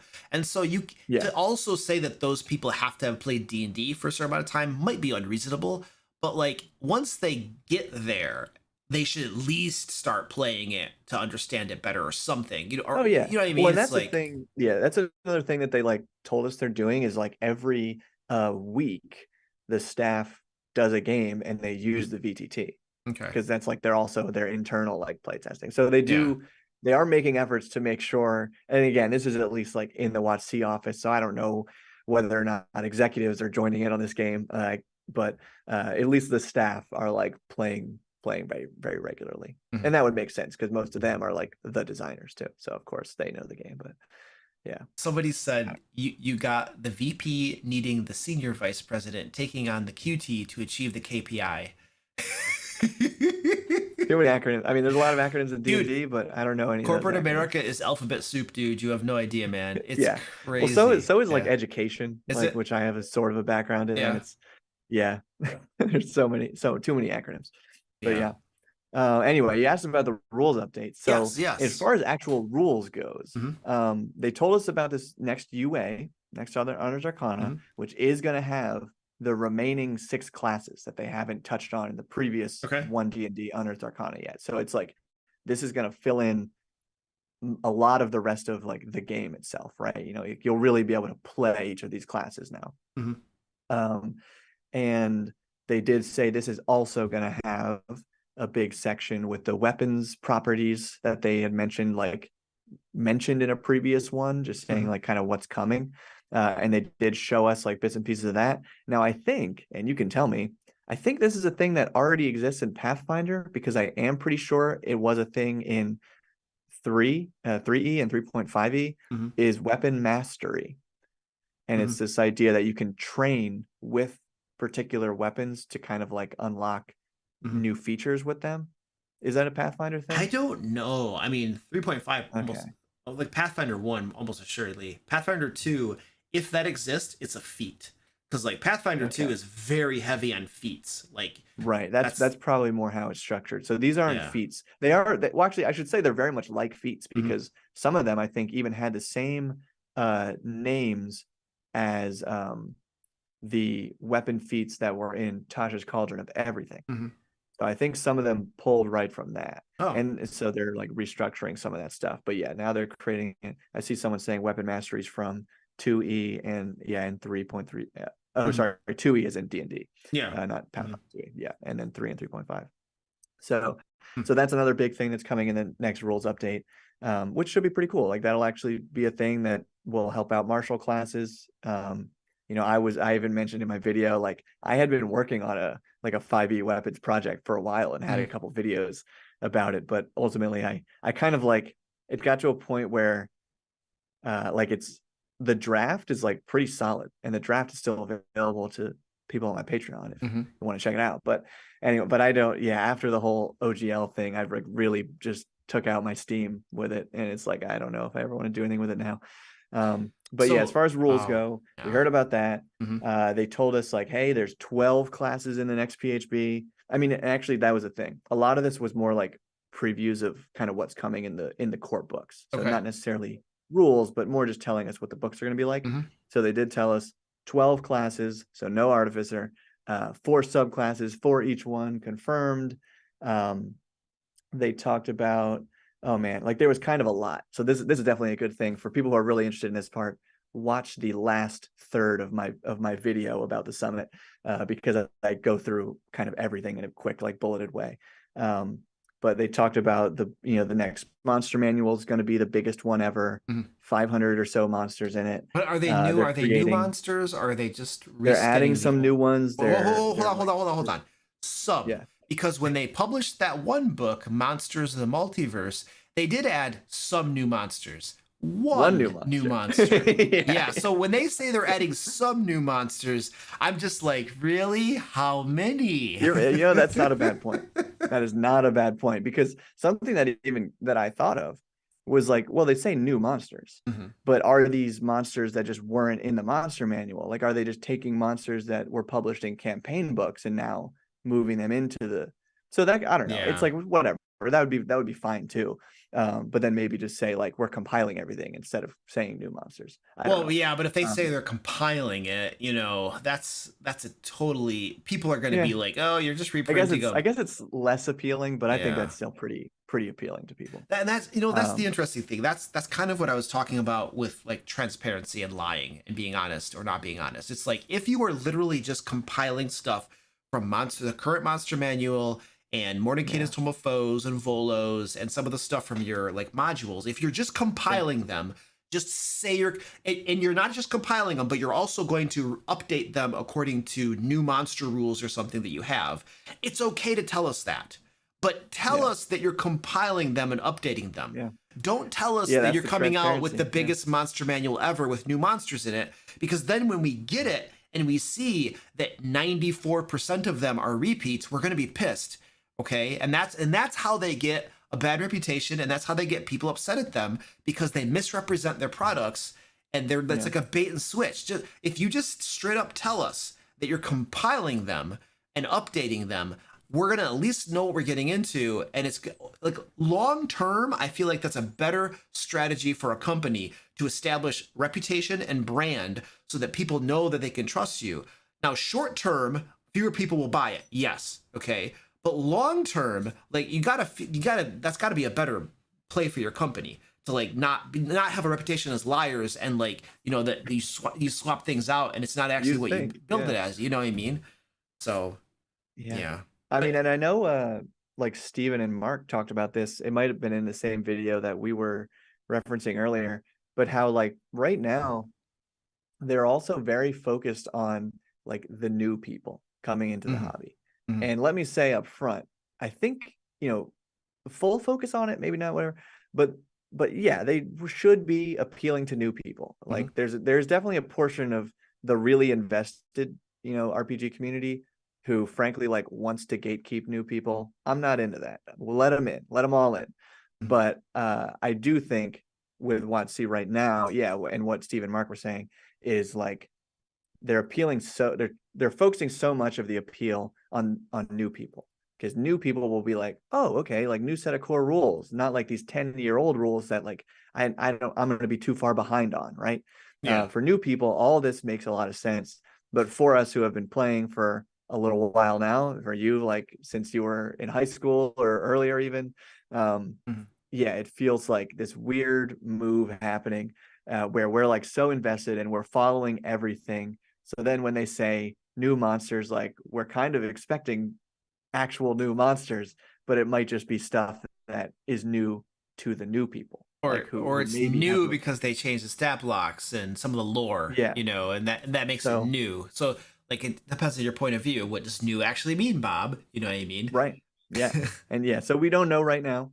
Mhm. Um something to be said there is like when you were talking about your D&D Beyond subscription earlier. Mhm. So well before D&D or D&D Beyond was purchased by Wizards of the Coast, uh I reached out to D&D Beyond at the kind of nudge of another creator, Mhm. Nate from WASD 20. I Yeah, don't know I if know you've ever Nate. seen his channel. Yeah, He I've met like, Nate. I played in a game with Nate for a while.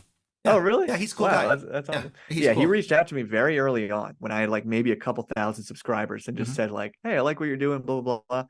And he told me like, "Yeah, you should contact D&D Beyond, tell them about your channel because Mhm. you're doing good stuff." And I was using D&D Beyond a lot of the time because I was Mhm. making my Dragon of Ice Fire Peak series where I would Yeah. like show text from the books and it was, from D&D Beyond.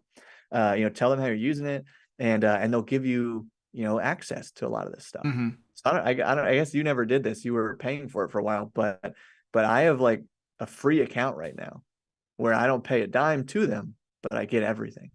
So that's why like I still have it. I haven't changed anything with See, mine Bob, this is why I because I'm don't. This not is paying why. them anymore. This is And why it I was don't. established This is before Wizard messed of the up. Coast even owned them. Yeah. See, Bob, this is why I don't like you, okay? Like, you got invited to the Creator Summit, and I didn't. You Yeah. have a free account for D&D Beyond, and I don't. A press You know, account. Yeah. you have a press account. I think you've passed me a subscriber count, too. It's just like, Maybe, yeah. I think you have. I think you did, dude. Yeah, yeah. It's cool. So anyway, I'm just messing with you. But yeah, I don't have any of that stuff. I don't get advanced books or anything like that. You know, Oh well, yeah, that's a whole other story. And Mhm. honestly, the it's funny because like the reason I feel like this worked was just because D&D Beyond was actually, while they were under fandom, like the people who were running it, Mhm. like they knew what they were doing. And then a lot of those people all left. Mhm. And not all of them. There's still like some very nice people from D&D Beyond who I met at the summit, but who were there like the whole time.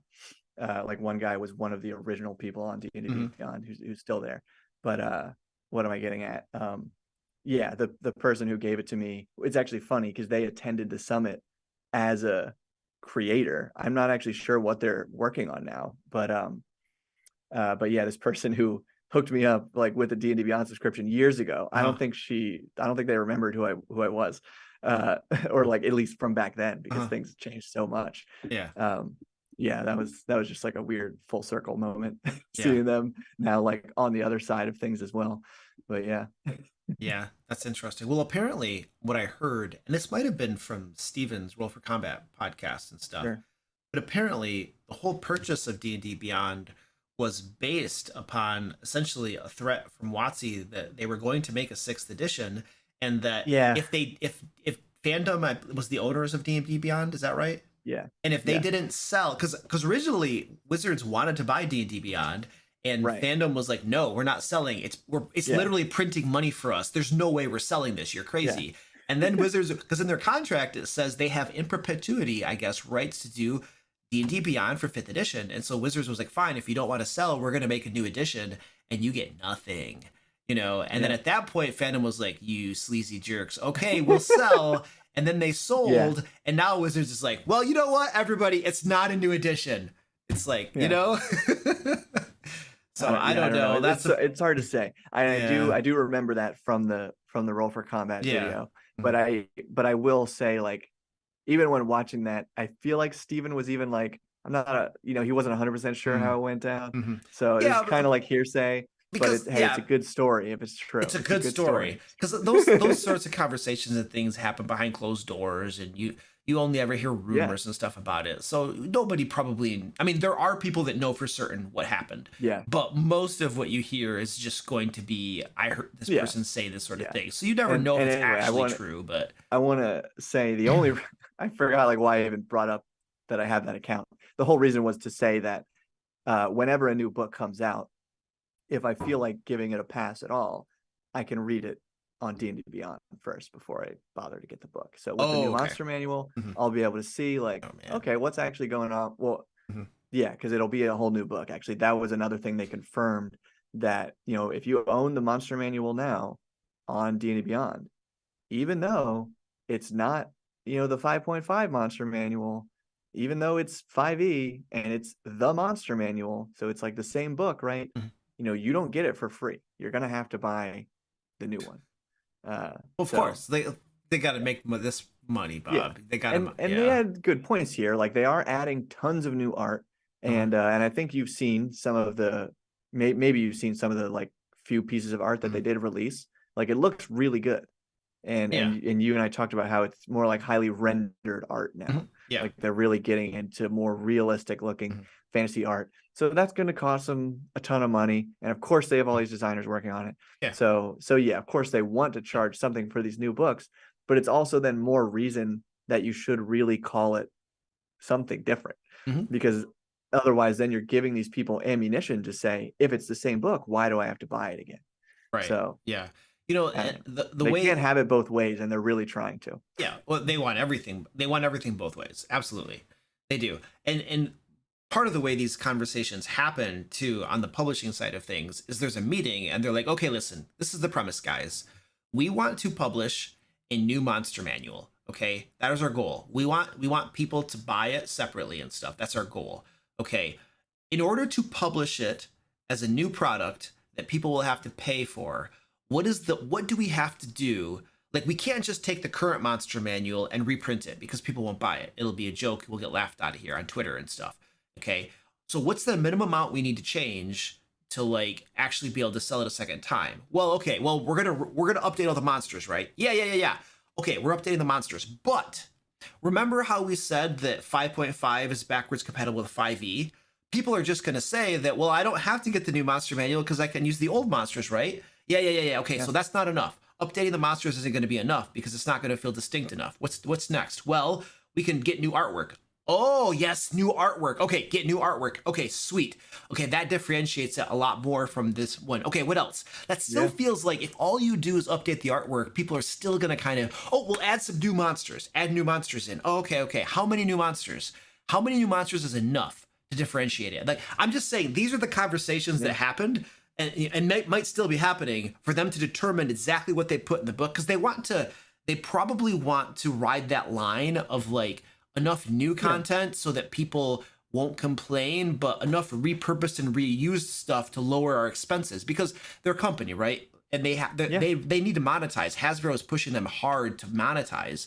So they have to look at their expenses. If they literally create 500 pages of monster manual, brand new monsters from the ground up with new artwork, that's a lot of investment. They can't do that. So they have to like balance between reusing old stuff and making enough new stuff.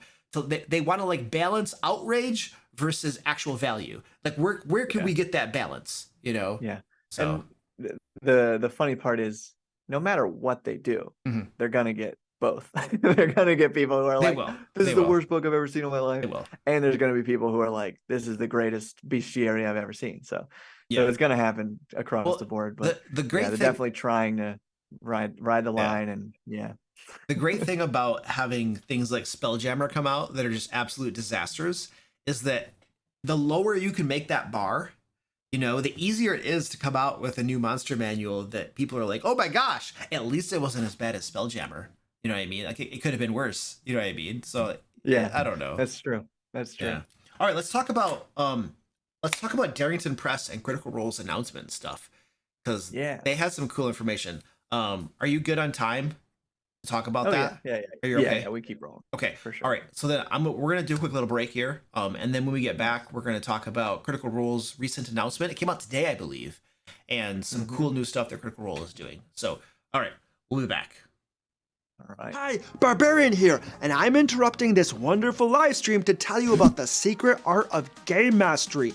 That's the next DM Lair Kickstarter! Before you ignore this sleazy plug, please allow me to threaten you with violence and bloodshed. Trust me, you do not want me to track you down. Anyway, what the DM Lair team did was take their accumulated experience as game masters, over 100 years combined in a variety of game systems, and cram it all into one book. Whether you've been running RPGs for decades or you're a new game master who's freaking out and hyperventilating in the corner, trust me, the secret art of game mastery is just what you need. It'll give you new tips and tricks you've never thought of, or just help you survive your next game session. Everything is system agnostic too, so it doesn't matter if you're running Pathfinder, D&D, Call of Cthulhu, Shadowrun, Savage Worlds, or something else.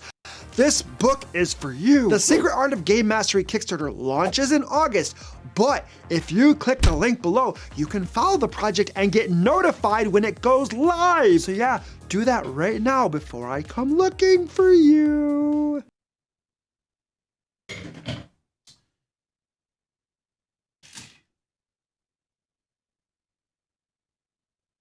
Oh man.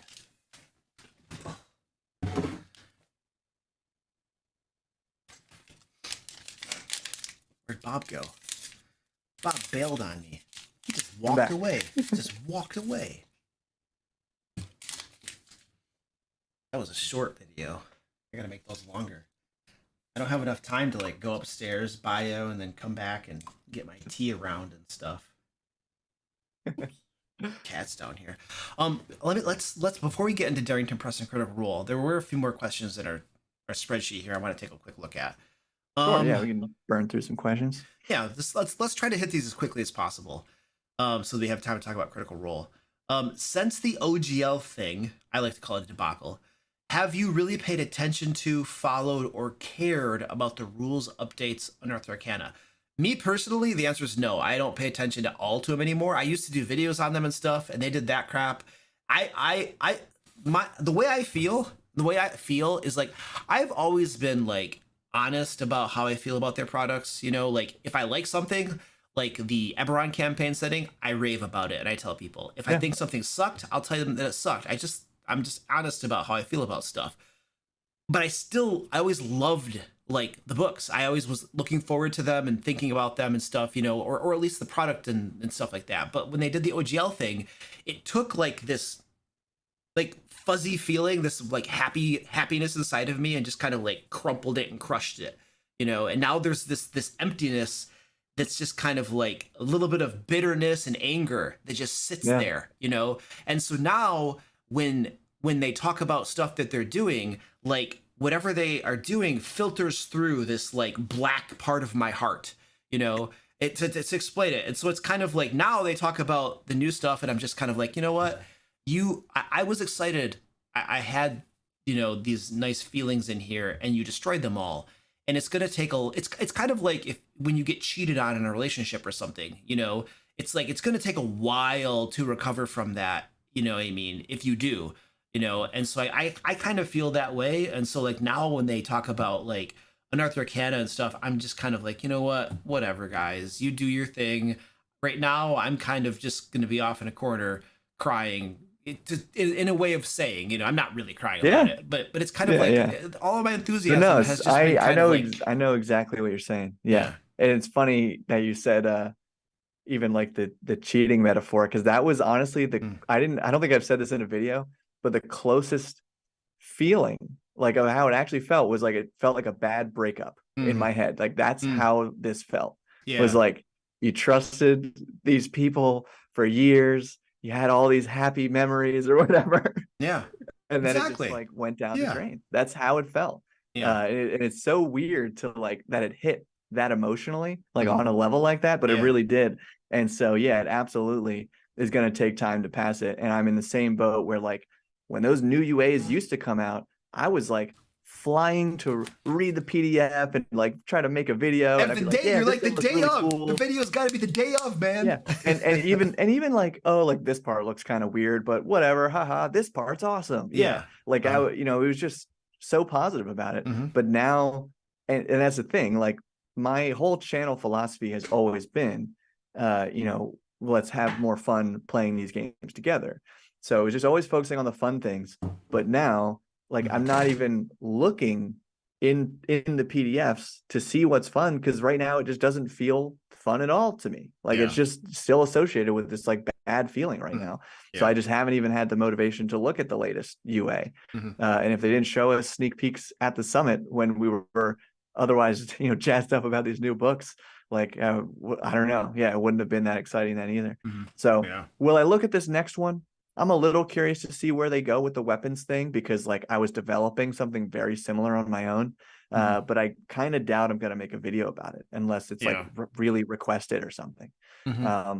Yeah, I don't know. Yeah, it's like our excitement has been quashed, and now so that answers that question, I think. Yep, I think we're good. How well does the encounter difficulty system in Pathfinder 2E work?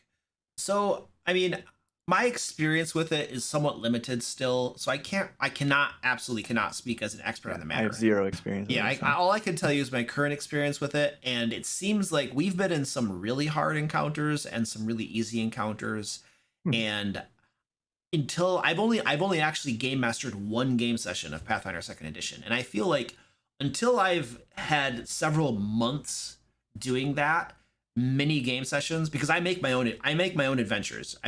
I homebrew all of my adventures for my Pathfinder games, so I don't use a module or anything. Once I've had some more experience doing that, I'll be able to better answer that question. But right now, I can't speak from personal experience. I've heard that it's a lot better. I've heard that their encounter difficulty system and the way they balance it, I have heard that it's a lot better and works really well. That's what I've heard. But the thing is that until I actually experience it, you know, it's hard for me to really tell you what I think. Only, you know, I'm just passing on. Yeah, and that's fair. Like I know nothing about it. So so Bob has done the travel and ration tests of D&D. Luke ? I don't understand that, but thank you for putting some words in chat. Okay, next. I already answered that question. Bob, you already had hesitation about the third-party marketplace on D&D Beyond. Any thought between you and Luke in terms of making a living? I think what they're asking is if we would consider putting stuff on the third-party marketplace on D&D Beyond. Like Oh, when their new virtual tabletop comes out or something like that, putting content yeah, up yeah, there. yeah. So, So that is one of their goals, to mhm, create this marketplace on D&D Beyond. And I wish I could say more about it, but again, this was a thing where people had a lot of questions and they mhm. couldn't give us any answers. And I think part of it was because it's still very far out. Yeah. Like at Right. least with the VTT, they kind of showed us a timeline of like where they want things to be and when, Yeah. just with like 2023, 24, and 25. Mhm. With this marketplace thing, it was just like, here's something we want to do. Yeah. No mention of when it'll ever happen, Mhm. how it would compete with DM's Guild, what kind of cut the creator versus, the host would get. Because like on DM's Guild, that's like a whole thing where like it's like 50-50, I think. It's not just Yeah. 50-50, but it's also you have the terms of use on DM's Guild Oh yeah, are yeah. that They are. you literally are giving up ownership of your work, and Wizards Yeah. has the right to repurpose it and use it.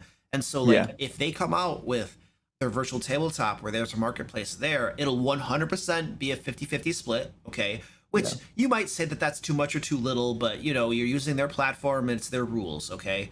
Mhm. But they're almost assuredly terms of use will be the same, in which you give up ownership of your content and they have the Oh right to yeah. use it and stuff.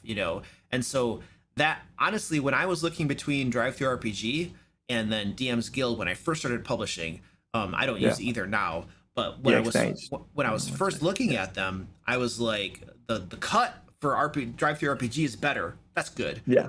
And then when I read that DM's Guild, I had to give up rights of ownership. I was like, this is I worked for this, not you. So I just DM's Guild was Yeah. never a second thought. It was like, I'm never Yeah. doing that. That's crazy, you know.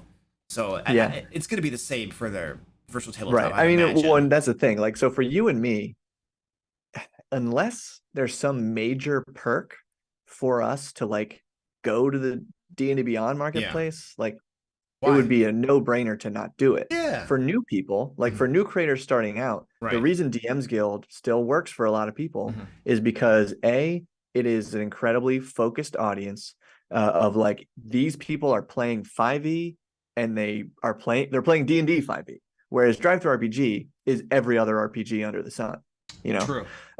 so it's like very focused market of like who you're posting this to. And part of the reason that they like own it all, which they do, I don't mean to like say they like they do have rights to do whatever with your thing, is because you can also use their intellectual property. So on Drive Through RPG, like you couldn't put a beholder Correct. in your adventure. Yeah. On DM's Guild you can. Right. Like you can use anything, as I understand it, published in 5e, Mhm. as long as it's within like Forgotten Realms, Eberron, or like a few other Mhm. designated like 5e settings. You can use anything on DM's Guild. So that's again kind of a perk for people who want to produce very specific Dungeons and Dragons, products with their lore and everything. Yeah. But in any other case, yeah, Drive Through RPG, you can do more like of what you want, as long as you're not using the specific lore, and you get a bigger percentage of the sale. So yeah. Mhm. Yeah, but you're right. Like for you and me, or even Yeah. content creators with an established audience, there's not Right. really much benefit in publishing No. on any platform that's going to take a cut. Because Yeah, like you yeah. you put your stuff on Patreon, people go. You have like 600 something patrons last I checked, or something like that. People go get your stuff. Or you have like every single month I see where everybody's sitting. I do this thing. Yeah. And then or you could have a Shopify, but you can directly tell people about the stuff you're making, and they'll go and they'll support Yeah. you and they'll get cool stuff. Whereas a lot of folks don't have like you've spent like how many years establishing your YouTube channel? How long have you been doing that? It's like 4 years now, I think. 4 years. Yeah, I've been doing it a little bit longer than that, but not a whole lot longer. Yeah. But we've spent years establishing like our audience, and so Yeah. now we can publish a product and we can tell people about it, and some people are going to go get it. Right. But like you were saying, the new person starting out doesn't have an established audience, and so a lot of the value of going somewhere like DM's Guild or Drive Through RPG is that you don't need an audience. You can just publish something there, and their algorithm and stuff theoretically will help get your product before people's eyes to a certain extent. Yeah. The problem Yeah. is that the barrier for entry is so low, and there's so many people that are just publishing stuff, that it's a little bit. I made it seem really easy, and it's not. It's like crazy hard, But Yeah. but there's that's the part of the value there, So Yeah. So that's the thing. Like there'd be reason for new people to do it, but unless like literally unless they were giving us some like sweet deal to put our stuff there, like which I don't know if I'd want to accept anyway. Like it really have to depend on whatever the circumstances were. There wouldn't be a reason for like me specifically to put stuff on it. Yeah. Bob, here's a question for you. Would Sure. you accept a position as a D&D designer if Hasbro offered it to you? I mean, I wouldn't like join the staff if they wanted to freelance me so I could, like there's no way I would like move to Washington and like work there or something. That would be like crazy. But if they were literally like, Bob, we want you to create, a monster that's going to go in the new monster manual, totally I would do that. Totally, that would be cool. That's what I did for Goodman Games recently, like well, nothing against that. If it was like, it really, that question is so open-ended. It could go like that could mean a lot of things, right? If it's like a small specific project that they wanted to commission me to do, I'd probably take it. I wouldn't have a lot of reason to say no. Besides like of the previous like you know what I'm saying is like I would want to have my chance to help make a product better, kind of thing. I don't know. I think I would be okay with that. What about if they were to offer you a full-time position? You said that you wouldn't want to do that. What are some of the reasons you wouldn't want to do that? Well, I mean, if it was a relocation thing, like no, like me and my wife just moved to the area we're in now, and like because this is kind of where our friends and family are. So like I don't plan on like even for that, like I wouldn't want to move at this point. Yeah, and especially with all the baggage that comes with, working with them now. And also like even honestly, that's another thing is like, of course I got flack just for being invited to the summit. Can you imagine the people that would come out of the woodwork to like hate on me if Wizard of the Coast invited me to write something and then I did it. So it's like even that I'd have to actually consider that. Fortunately, I doubt this opportunity will ever even come up and be something I have to worry about. But yeah, it would depend on like the size of the project and all that. If they actually wanted to like hire me, even if it was working remote and like my full-time job is working for them, like there's even not a like good reason to do that. I feel like, I don't know. I'm pretty happy with what I have now. Dude, I mean, working at home, making my own hours, like, it's a pretty good life. It's like I'd probably make more money. I'd have like health insurance through them and stuff. Like there are perks. Would you make more money? I don't know, man. I don't know. I mean, I don't. We're not going to talk about. I don't know what they pay their people, I guess. Yeah. And, well, I mean, you'd probably make $50,000 a year or something as a game designer with them, I would imagine, and you probably have health benefits and stuff. Yeah. Who knows? Something like so that. Yeah, there's so many things that would go into that. Yeah, Bob. With any job, really. Bob, you do one Kickstarter, you're going to make way more than that, and you do one a year, dude. I'm telling you, man. Yeah, one of these days I'll get around to it, dude. When you do, we'll help you out, man. Oh yeah, I'm gonna be asking you a million questions when I do it. Yeah, we'll help you out. I'll hook you up with Zach on my team too. He's becoming our Kickstarter guru too. So awesome. We'll definitely help you when you need it, when you're gonna do your Kickstarter, dude. All right. Let's do a new question. Yeah. So, do we think the new D&D books will be Smith sewn, like the first 5e PHB, TMG, and MM Monster Manual, or will they be like the newer books that were falling apart on delivery? So the question. So basically, when you look at books, like here's a book, stitch bound versus glue bound. So like this one right here that I have, is like stitch. It's stitch bound, right? They group them together in like usually groups of 16 or something. Those are sewn together and then they're glued in. But most D&D 5e books right now are just like, we're having trouble focusing, but most D&D books that we have now, they literally just take all the pages and glue them into the spine, and those fall apart very, very fast. And Yeah. this has been one of my principal complaints about the quality of their physical books is they cut so many Yeah. corners. They cut corners on them because they just want to save money so they can make more, profit and stuff. And Yeah. if you're asking whether, here's the thing, D&D and Wizards of the Coast is trying to push more and more digital. They see their virtual tabletop and digital gaming as like the future, at least the future for monetizing to the fullest, which we know is what they want to do. And so if that's where they see the revenue lies, and that's what they're trying to capture. They want to capture that market. I don't see why they would make a higher quality physical book. Like, I don't see what the incentive is because they're only going to lose money on that. You know what I mean? So I don't think that you're going to see an improvement in the quality of their physical books. They might do it, but I don't think so. Well, something then from the Kyle Brink interviews was literally the question of like, are you going to keep making physical books? Because that was something people were worried about for a time. And was like, it's going to go all digital with 1D&D. And he was like, we're going to keep making whatever people want. So if for some reason, like this was like basically the gist of his answer was like, if over time the demand for print books like went way down and like nobody wanted them, then yeah, maybe we would only do digital. But it's like even that answer, which makes sense, right? Like you want to, he wants to say like they're going to produce what people want, but even that, like the entire rest of the TTRPG industry is obviously like print is what most publishers aspire to, right? Like it's a huge deal for like most indie publishers to do that.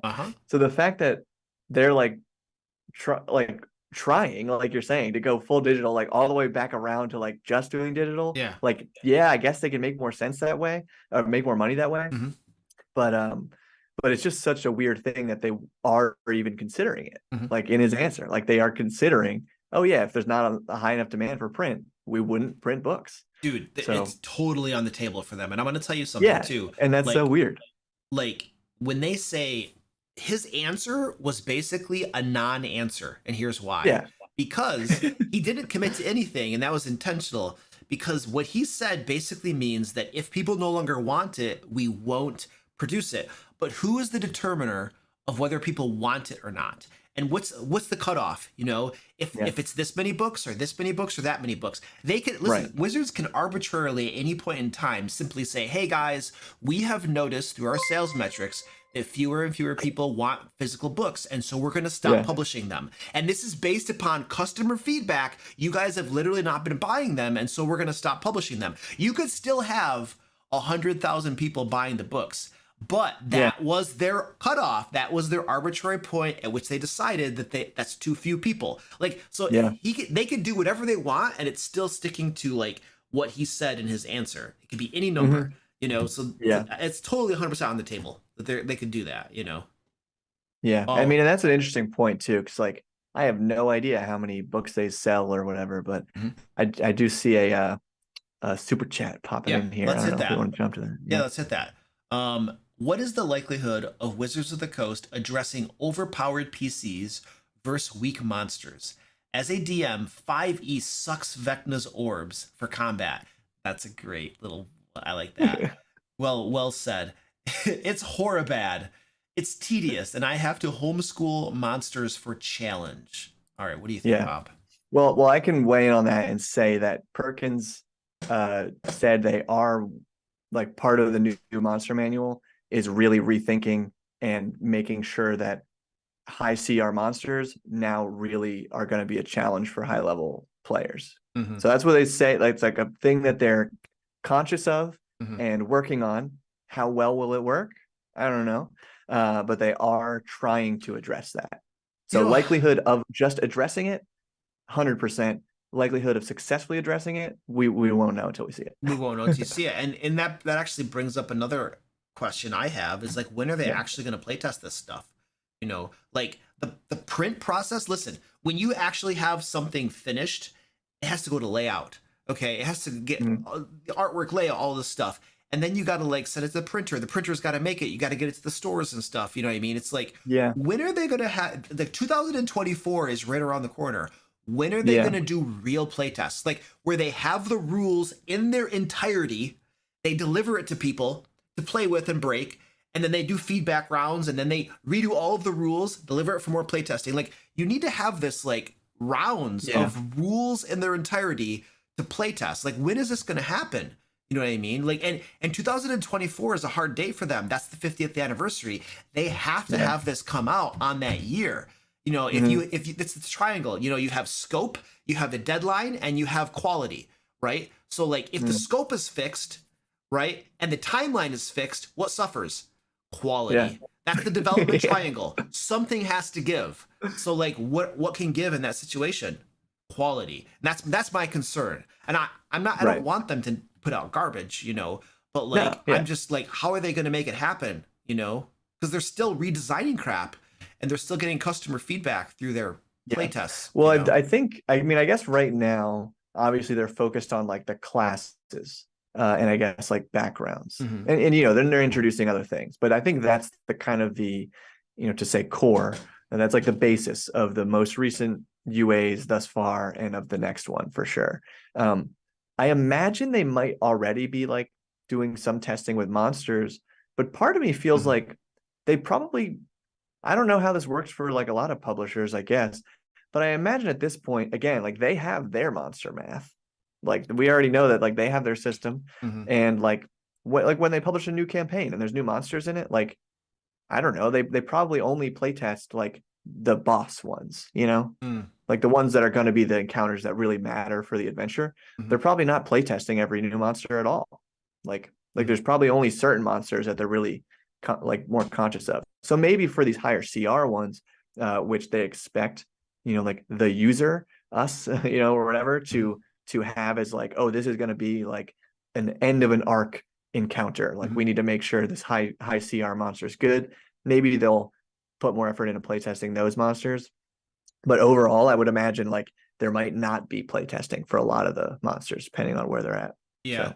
You know, you're mentioning playtesting monsters, and I actually think that playtesting monsters is the least important part, because Oh, okay. I thought that's where you were going with bringing up playtesting. no, it's fair to talk about that, but because if you look at the lifespan of a monster lasts 3 rounds of combat, like 3 rounds, and you're done, right? But if you look at parts of the game that have the longest term effect, it's the character options, player options. Well, those are the classes, things that I would say they are doing like feedback loops with, because like they've already, at least for like what, from the first one that included the character backgrounds, and I guess it was races at the time. Still, it might have been species, already. I don't remember when they whatever. But yeah, like, so these core elements of the characters, and there might have even been a couple classes in that one. That might have been like the expert classes, or maybe that was the second UA. But they have already done like gone back, like for example, like the Ardling, like that didn't test well. It's out. Like they just threw it out completely. The Dragonborn, like I know they fixed, you know, some of those things based on feedback. So I will give them that. Like they are already reading and making changes, and then putting the new thing back into like the feedback cycle. I guess so they're doing that for some of these. Right, but what I'm driving at is that's not playtesting. That's not actually playtesting. Playtesting is when they have all of the classes done, all of the features done, and then people are actually playing the game with them, you know, to see how well they work, you know, and then they find problems with it. And you have people start splashing and doing combos of different classes to see what breaks and what doesn't break. They do they do boundary testing, you know, and stuff like that, like actual real play testing. Like what they're doing right now is really just marketing. You're right. It's just feedback. Yeah. It's just getting feedback and seeing what the customers like and don't like, so that they can make sure they publish a product people will buy. You know, that's really what they're doing now, but it's not actual play tests. So that was my original question. It's like, when are they going to do the real play testing? You know? So, and that's where I see that there's a big time crunch on their end to get that done. And the OGL thing set them back like 3 months probably on their entire revision, well, I think that's why this next UA has like 6 classes in it, because they were doing only like 3 at a time. But they were like, okay, we're going to give you all the classes, all these weapon things. Like, it's going to be a huge one. I don't know how many pages, but they said it's the biggest UA they've done. I think to try to get back on schedule as best they can. So we'll see how it goes. Cool. Saw another super chat up Yep. there. Yeah. Bob, you mentioned owlbear.rodeo. Is there actually a dot in there? I don't know. Okay. What are your thoughts on how much more Wizards of the Coast needs to do to pull DMs away from free, simple 2D virtual tabletops? How much more they need to do to pull DMs away? I don't know. I mean, I guess it's like, what would it, like, I could think of that question as like, what would it take to convince me Yeah. to switch from a simple 2D thing to 3D? Um,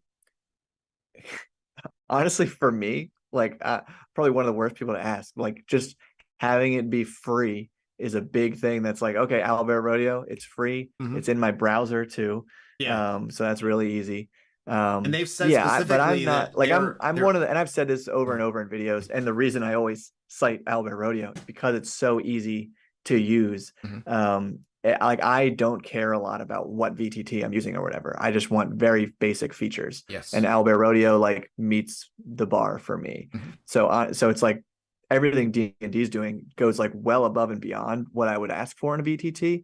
And adding all of that stuff to me, like, again, as someone who just really wants simple, Mhm. is a deterrent on its own. Just the fact that there's tons of this stuff in here. Yes. So I don't know if they Mhm. can convince me to use it, besides, I guess, if it were free to use. And I mean, I'll throw out that one thing I do mention in the video that they told us at the summit is, after this like current, field of playtesting the VTT, whatever, with staff and their families, they next want to open it up to what they called influencers. Mhm. So I imagine that all of us who are at the summit, and probably more people, Mhm. hopefully more of a focus on YouTube, because that's people who will actually talk about it, would have access to testing the VTT. And then maybe, like, I don't know, if I use it a lot, I would probably develop some affinity for it.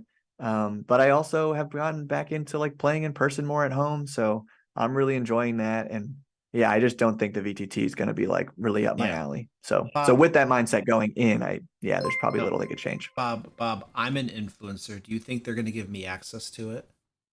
Come on, I be would honest. hope so. I mean, I don't know how much you use VTTs, but Come on, Bob, yeah, be hopefully they honest. would widen it out. They're not gonna. They're not Like, gonna give me will access. they? No. I don't know. I don't No. know, but My take on that question, as far as the VTTs and stuff, is that, like, I have used Roll20 for a long time. It's very basic and simple. And I've also been a player in Foundry games, which is much more complex and has a whole lot more features. And I can tell you that I actually think I prefer Roll20, because what I find in my Foundry games is that the complexity of the virtual tabletop, it has everything, character sheets, everything is in there, but the complexity of it slows the game down at times and takes Yeah. you away from the actual game of role playing and doing your thing, Yeah.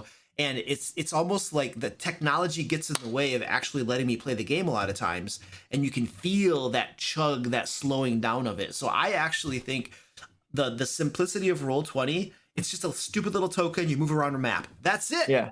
And then we actually Yeah. are now rolling physical dice, and we have physical character sheets. That's beautiful. That gets everything done. Because, like, I'm in Foundry and I'm just like, okay, I have to add a custom piece of item to my inventory. I can't figure out how to do that. And I'm missing out on my game because I'm trying to figure out how to do that. Whereas with a physical character sheet, I'm just like, okay, there we go, I'm done.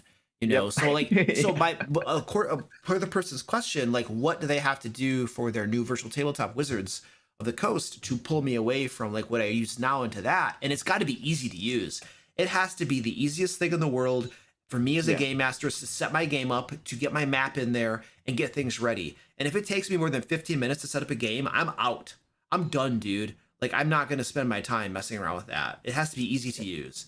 I don't care about the fancy 3D crap. I just don't. That doesn't help my gameplay. You know what I mean? Like, it doesn't need to look like a video game. I want to play a game with my players, and I want to see their faces, and I don't want everybody to be like freaking out because the VTT is too hard to use or they can't find a feature or something. Like, that's like a total like turn off for me, Yeah. Yeah, I don't know how much they're like prioritizing simplicity. Again, like what we used was very straightforward. Okay. But it's so early in development. Like, how Yeah. much are they going to add on to it? So Yeah. hard to say. And of course, we were just experiencing like the player side. They did like one thing I liked that they said as far as like the DM's controls will go is that the lead developer said their main competitor is actually Google image search because they want kind of like a setting up the map or whatever to be almost as fast as someone like searching on Google for like graveyard grid map or whatever. Yes. And I thought that was a good perspective, you know. Like he understands that because that's really all it takes for people working on a 2D VTT is like how quick can they find a map. Exactly. So he has that at least in mind. And another thing was that he said he's aware of the idea, and this is something that is another turnoff for me with like even really really realistic maps is the more rendered, right, that the map is, the more the player sees the map as the environment that they are in, you know, and it leaves a lot less to the imagination. Yeah. But he said that they, to balance that, because obviously they are having this like highly rendered environment, they want to make it very flexible so that if a player, like the example he gave, this wasn't a feature yet, but the example he gave that they want to do is like, if a player were to ask like, oh, is there a window in this room that I could jump out of or whatever? He wants the DM to be able to think about it and then be like, there could be a window in this room, and then just like pop a window up like into the map. Yeah. So like if it actually is that flexible, that'd be pretty cool. Again, I can already do that with my imagination though. So it's like, so for me, it's not a huge upgrade. But yeah. Yep, I agree. We have a question, super chat. We're not going to read it. It's too political. Sorry. So we're just going to skip over that. Then let's talk about Darrington Press and Critical Role's announcement. So they had a video that came out today where they were talking about some new RPGs. So one of them, you want to just, what do you know? You watched the video. I watched the video. So I watched the video. Yeah, I mean, I mostly just skipped to the end where I was seeing that they were talking about these RPGs. I watched the whole video, Bob. The whole video, okay? And well, then maybe you know more than me. But they're releasing 2 tabletop RPGs, not 1, but 2, and no dates yet. I don't even think they had a name for the first one. They are going to premiere these in some way at Gen Con, so that'll be cool. But the 2 games are one that is more simple, and it'll be D6 based, and it is designed more for like short term. I think they phrased it as arc based play, like the arc of a campaign. So it's like more, mini campaign kind of style. And kind of implied that it might even be level lists, because then what they said about the other one was that it's built for more long term campaign play, and it will involve character progression. So those were, and that to me, if it is D20 based, they didn't say specifically, but if it is like a D20 system, that could be like D&D's worst nightmare. Dude. This is what I've like in my little like speculating like genius like dark mind. I've mad been like scientist mind. Yes, I've been like Wizards of the Coast's worst nightmare has to be Critical Role releasing their own game system and then playing their own game system on their podcasts, their shows, instead of running D&D 5e. Like that's got to be their worst nightmare. Because can you imagine if every week they stream, right? Every week. It's probably like every week, but then they like skip one game there. Fair. But every time they stream, let's just call it every week, just for ease of reference. Yeah, thousands and thousands. Every week they stream, it's like they get like a million. It's a lot, dude. It's a lot of people, right, that watch it. Can you so every week, instead of D&D 5th edition getting free advertising, okay? Yeah. Who's getting advertising? Critical Role's own game system. You know what I mean? Yeah. Like that, and that's like Wizards of the Coast's worst nightmare is like losing all, because like once Critical Role starts playing a different game system, especially if it's their own game system, their fans and viewers and stuff are gonna go get their new game system, and they're probably a lot of them are gonna start switching over to it because, dude, why wouldn't they? You know what I mean? Yeah. Like the people that you love watching are playing it. I'm sure there's a whole range of like why people watch Critical Role. Yeah. But I know at least for me, and I think for most of people watching, like I would imagine this is a majority opinion. You watch it because you find these people very entertaining. Yeah. And like it's this group of friends who just like love playing this game together, whatever. And it's just fun to watch. And like that has kind of been the common element even through all of their years doing it now. It's like they're still the same group. I mean, I guess with some minor exceptions from the first season or whatever.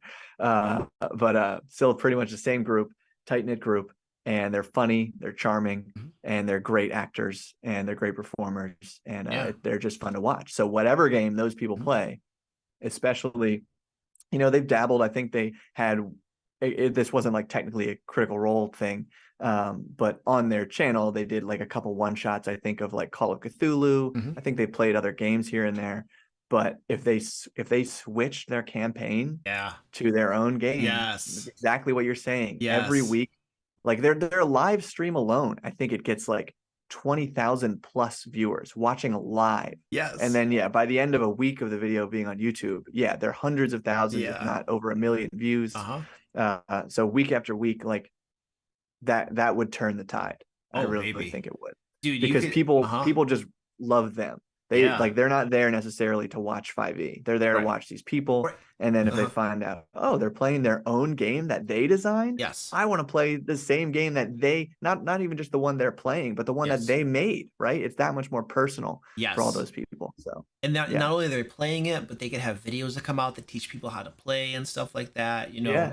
And then the other thing with Critical Role too is that you like people like the people behind it. Like, you know who they are. You know who Matt is and Marisha and all those people. You know who they are. You get to know them. There's that parasocial relationship, that bond, that loyalty, you know what I mean, that develops between them. And so you feel this attachment and this loyalty to them. You know, you don't develop that for a company like Wizards of the Coast. You don't, because you don't know who they are. They're a purple logo. You know, sometimes they're a purple logo, sometimes they're a blue and yellow one. It just depends on what the person scrounges up. But they're just a logo, and they're just this big company. You know what I mean? But you don't know anybody behind it. You don't really necessarily care because you just don't know who they are. But like Critical Role, it's like, you know, it's a totally different animal. You know what I mean? And so, they come out with a new game system, especially if they start running it in their own games. And why wouldn't they too? You know, like if they came out with their own game system, why wouldn't they run their it's the best advertising they could do for their own game system would be to run it in their weekly games. You know what I mean? So that's got to happen. That's got to happen. Like, can you imagine what, you know, right now they're still sponsored by like D&D Beyond. Like, I can't imagine what that sponsorship spot and Critical Role costs, you know? I can tell you. So like they could just be like using their own system. So I actually got quotes. I got quotes of what it costs for a Critical Role sponsorship because I was considering doing that for my next Kickstarter. And let me pull it up really quick because I'm pretty sure I have the numbers. Actually, Zach, you're in chat. Do you remember offhand what the numbers were? Like, there were two different numbers. There was one number, if you have Sam Riegel do a read and do his special thing, there was one number. Do like his crazy bits. Yep. Yeah. And then there's another number, is actually cheaper if you just have Matt Mercer do a read. Sure. Okay. Yeah. And so we got the numbers from them, and it wasn't cheap. It was really expensive. Zach, can you find those and tell me what those are? Yeah, pull them up really quick. Zach's going to put them in chat, and then we can look at them. So I know what the numbers are, but here's the thing.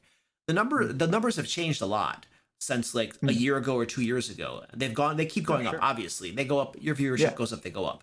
Because I've talked to other people who did earlier sponsorships with them, and they paid like maybe half or less than what I was quoted. So D&D Beyond probably has like a special deal with them, like an ongoing thing. It's like a long-term thing for sure. Yeah, so they don't pay quite as much. So Roll for Combat says they got quotes last year. It was $60,000. We literally got quotes like a couple months ago. It was like 2 or 3 months ago. We got quotes from them, and Zach's going to put it in there. But the thing is like, once they probably have some legal stuff wrapped up because they're sponsored by D&D Beyond and they need that to run out or something. You know, here we go. Glad Cleric has it. He says for Sam to do an ad read, it costs $75,000. For Matt's, it's $60,000. Yeah, that's wild. It's crazy. It's a lot. That's so wild. It's a lot. Wow. Yeah. So because we were thinking about it, and then we got the numbers, and the way you look at ads is like you look at CPM, the cost per mil, the cost per 1,000 people, you know, and you compare CPMs, and their CPM is crazy high. right? Yeah. And so we were like, well, first of all, it's a lot of money up front, but also their CPM is really high, so that doesn't make any sense either, you know. And so Yeah, it actually, yeah, it is a little counterintuitive Mhm. because usually I feel like when it's this astronomical number of views, Mhm. they might not charge as much per view because the number's still going to be so high. But you're Crazy. saying they just use a similar rate anyway. Yeah. Yeah, I mean, I don't know. yeah, the More CPM power was to them because obviously people are filling those spots. So it's like, of course they could charge that much. Like nothing against that. Yeah. yeah. I mean, that's exactly. I mean, my Yeah. CPM is super high too. You know, Yeah. We've talked about this your privately CPM before. is super high too. But the thing is Charge what that you can get. Yeah. when people are willing to pay it, it's like, okay, what are you Yeah. gonna do? You know. So Yeah, and it's fun. I don't know how much you ever watch Critical Role, but like, I haven't like kept up with Campaign 3 mhm. at all, like the current one. But yeah, Sam doing his like skits and these custom things, like it's a Mhm. lot. I'm surprised it's only a $15,000 difference between them, Yeah. honestly, Mhm. because he like literally puts on a performance to do Yeah. these ad reads. Whereas yeah, versus Matt, of course, it's Matt Mercer. Yeah. It's still way more important than Sam Riegel. In the wider spectrum of like people who are going to buy a D&D book, like people want to hear it from Matt, I'm sure too. Uh-huh. So I don't know. That's interesting. I wonder how they Uh-huh. like break that down. But yeah, It's numbers, dude. You just make up numbers, literally. You make up numbers. yeah. I guess what do we just say? It's whatever people will pay. So Exactly. Literally make up numbers. Like when yeah. I had a But price. circling Yeah. back to their RPG, Yeah. right? Yeah. Like Yeah. Yeah. yeah, rather than having, I mean, I guess they could still be sponsored by D&D Beyond. Mhm. This is looking further in the future past their current deal with D&D Beyond. They Yeah. might still strike up a new deal with them and then run their own system during the game. If anything, again, like they were the one big third-party publisher that during all the OGL stuff, again, they probably were under some kind of contract with them Mhm. that they couldn't say like disparaging things, of course. But they were like the one group that pretty much didn't say anything like during the OGL. Like out of all these big third-party publishers who were like, hey, yeah, actually we're going to make our own game now, or like we're joining the Orc license, or like all these other alternatives that then popped up. They were kind of the one that didn't say anything. So it's interesting to know that they're making their own system now, like, and that is a Mhm. thing. But yeah, it's still don't know like how closely they're tied with D&D, Yeah. because I'm sure it's like they got to have respect for the fact that the reason that, well, I shouldn't say the reason, but a big part of what made their stream successful is that 5e was like an intuitive system to have on stream, right? Mhm. So it goes hand in hand. Like I'm sure they really value that relationship still. Yeah. Mhm. Yeah. Yeah. And they when that whole OGL thing was going on, they did put out a statement. And Yeah. I read their statement at first, and my first reaction was like, "Oh, come on!" But then one of my team members was like, Luke, no, read between the lines. They are Right. Yeah. absolutely supporting like the content creators in this. Like they Yeah. absolutely don't like what Wizards is doing. They probably just can't say it, and so with the statement that they put out, if you read between the lines, it was you could clearly see that they did not like what Wizards was doing, Right. but we all knew that they had some sort of legal thing going on where like their lawyers were probably like, you can't say anything, shut up, shut up, shut up, shut up. And so Yeah. they put out what they could with the kind of the constraints that they had, Yeah. Well, and I know this too, because even like I made a video when they finally did an interview with, I see someone just mentioned in chat, Linda Codega. I Mhm. made a whole video just about breaking down their responses in this interview. Because during that, which was just like, it wasn't live, but it was just a Mhm. recording of them, unscripted, whatever, versus the statement, which was obviously like a thing they probably read over a million times before putting it on Twitter. In the live thing, like Matt like almost couldn't get it together, and like Marisha was like swooping in to provide these answers, and it was funny like watching it, and yeah, and you could see how yeah, I see more people mentioning it here, Yeah. how like they probably couldn't really say anything, their faces told the story, is what Steven/Mark, I Yeah. don't know who's Well, behind the yeah, but keyboard on. yeah. But here's the thing. Here's the thing. Yeah, They're also professional actors that have been doing it for a long time. So that's true too. they when they did that, look, dude, when they do a live interview, like they're still acting like that's what you know what I mean. Like they're on the clock. You know what I mean? And they know how Yeah. to play the camera, and they know how to play the audience. Like he's a game master, he's a professional game master, and players like this is what they do. They put on performances. So like, Yeah. to say I think that the way they reacted was intentional, and they wanted to communicate exactly what we took away by analyzing their reaction. During the interview or whatever. Yes, dude. I think that they're professional actors. They're good at what they do, and they knew that they couldn't say anything, and so instead they allowed their facial expressions and their body language to give away their true communication. Yeah. And I see, so Steven just mentioned in the chat, when I spoke with Linda about the interview, they said they were the best media trained people they ever saw. So yeah, of course, if they are the best media trained people, but then they still had these awkward pauses, those weren't actually awkward pauses. That was intentional. That was, I guarantee you that was intentional. Absolutely. Yeah. They're good at what they do, man. And that's probably more the case.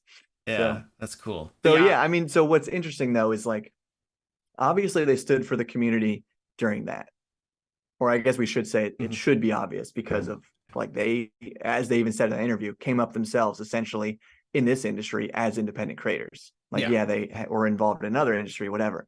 But now like making their own game, OGL stuff for most people has like quieted down. And so like, making this game, it's like, is doing that, like I'm sure they still don't want to burn the bridge with Wizards. I'm doing a lot of air quotes tonight, I'm realizing, even though Wizards kind of already burned the bridge on their side, right?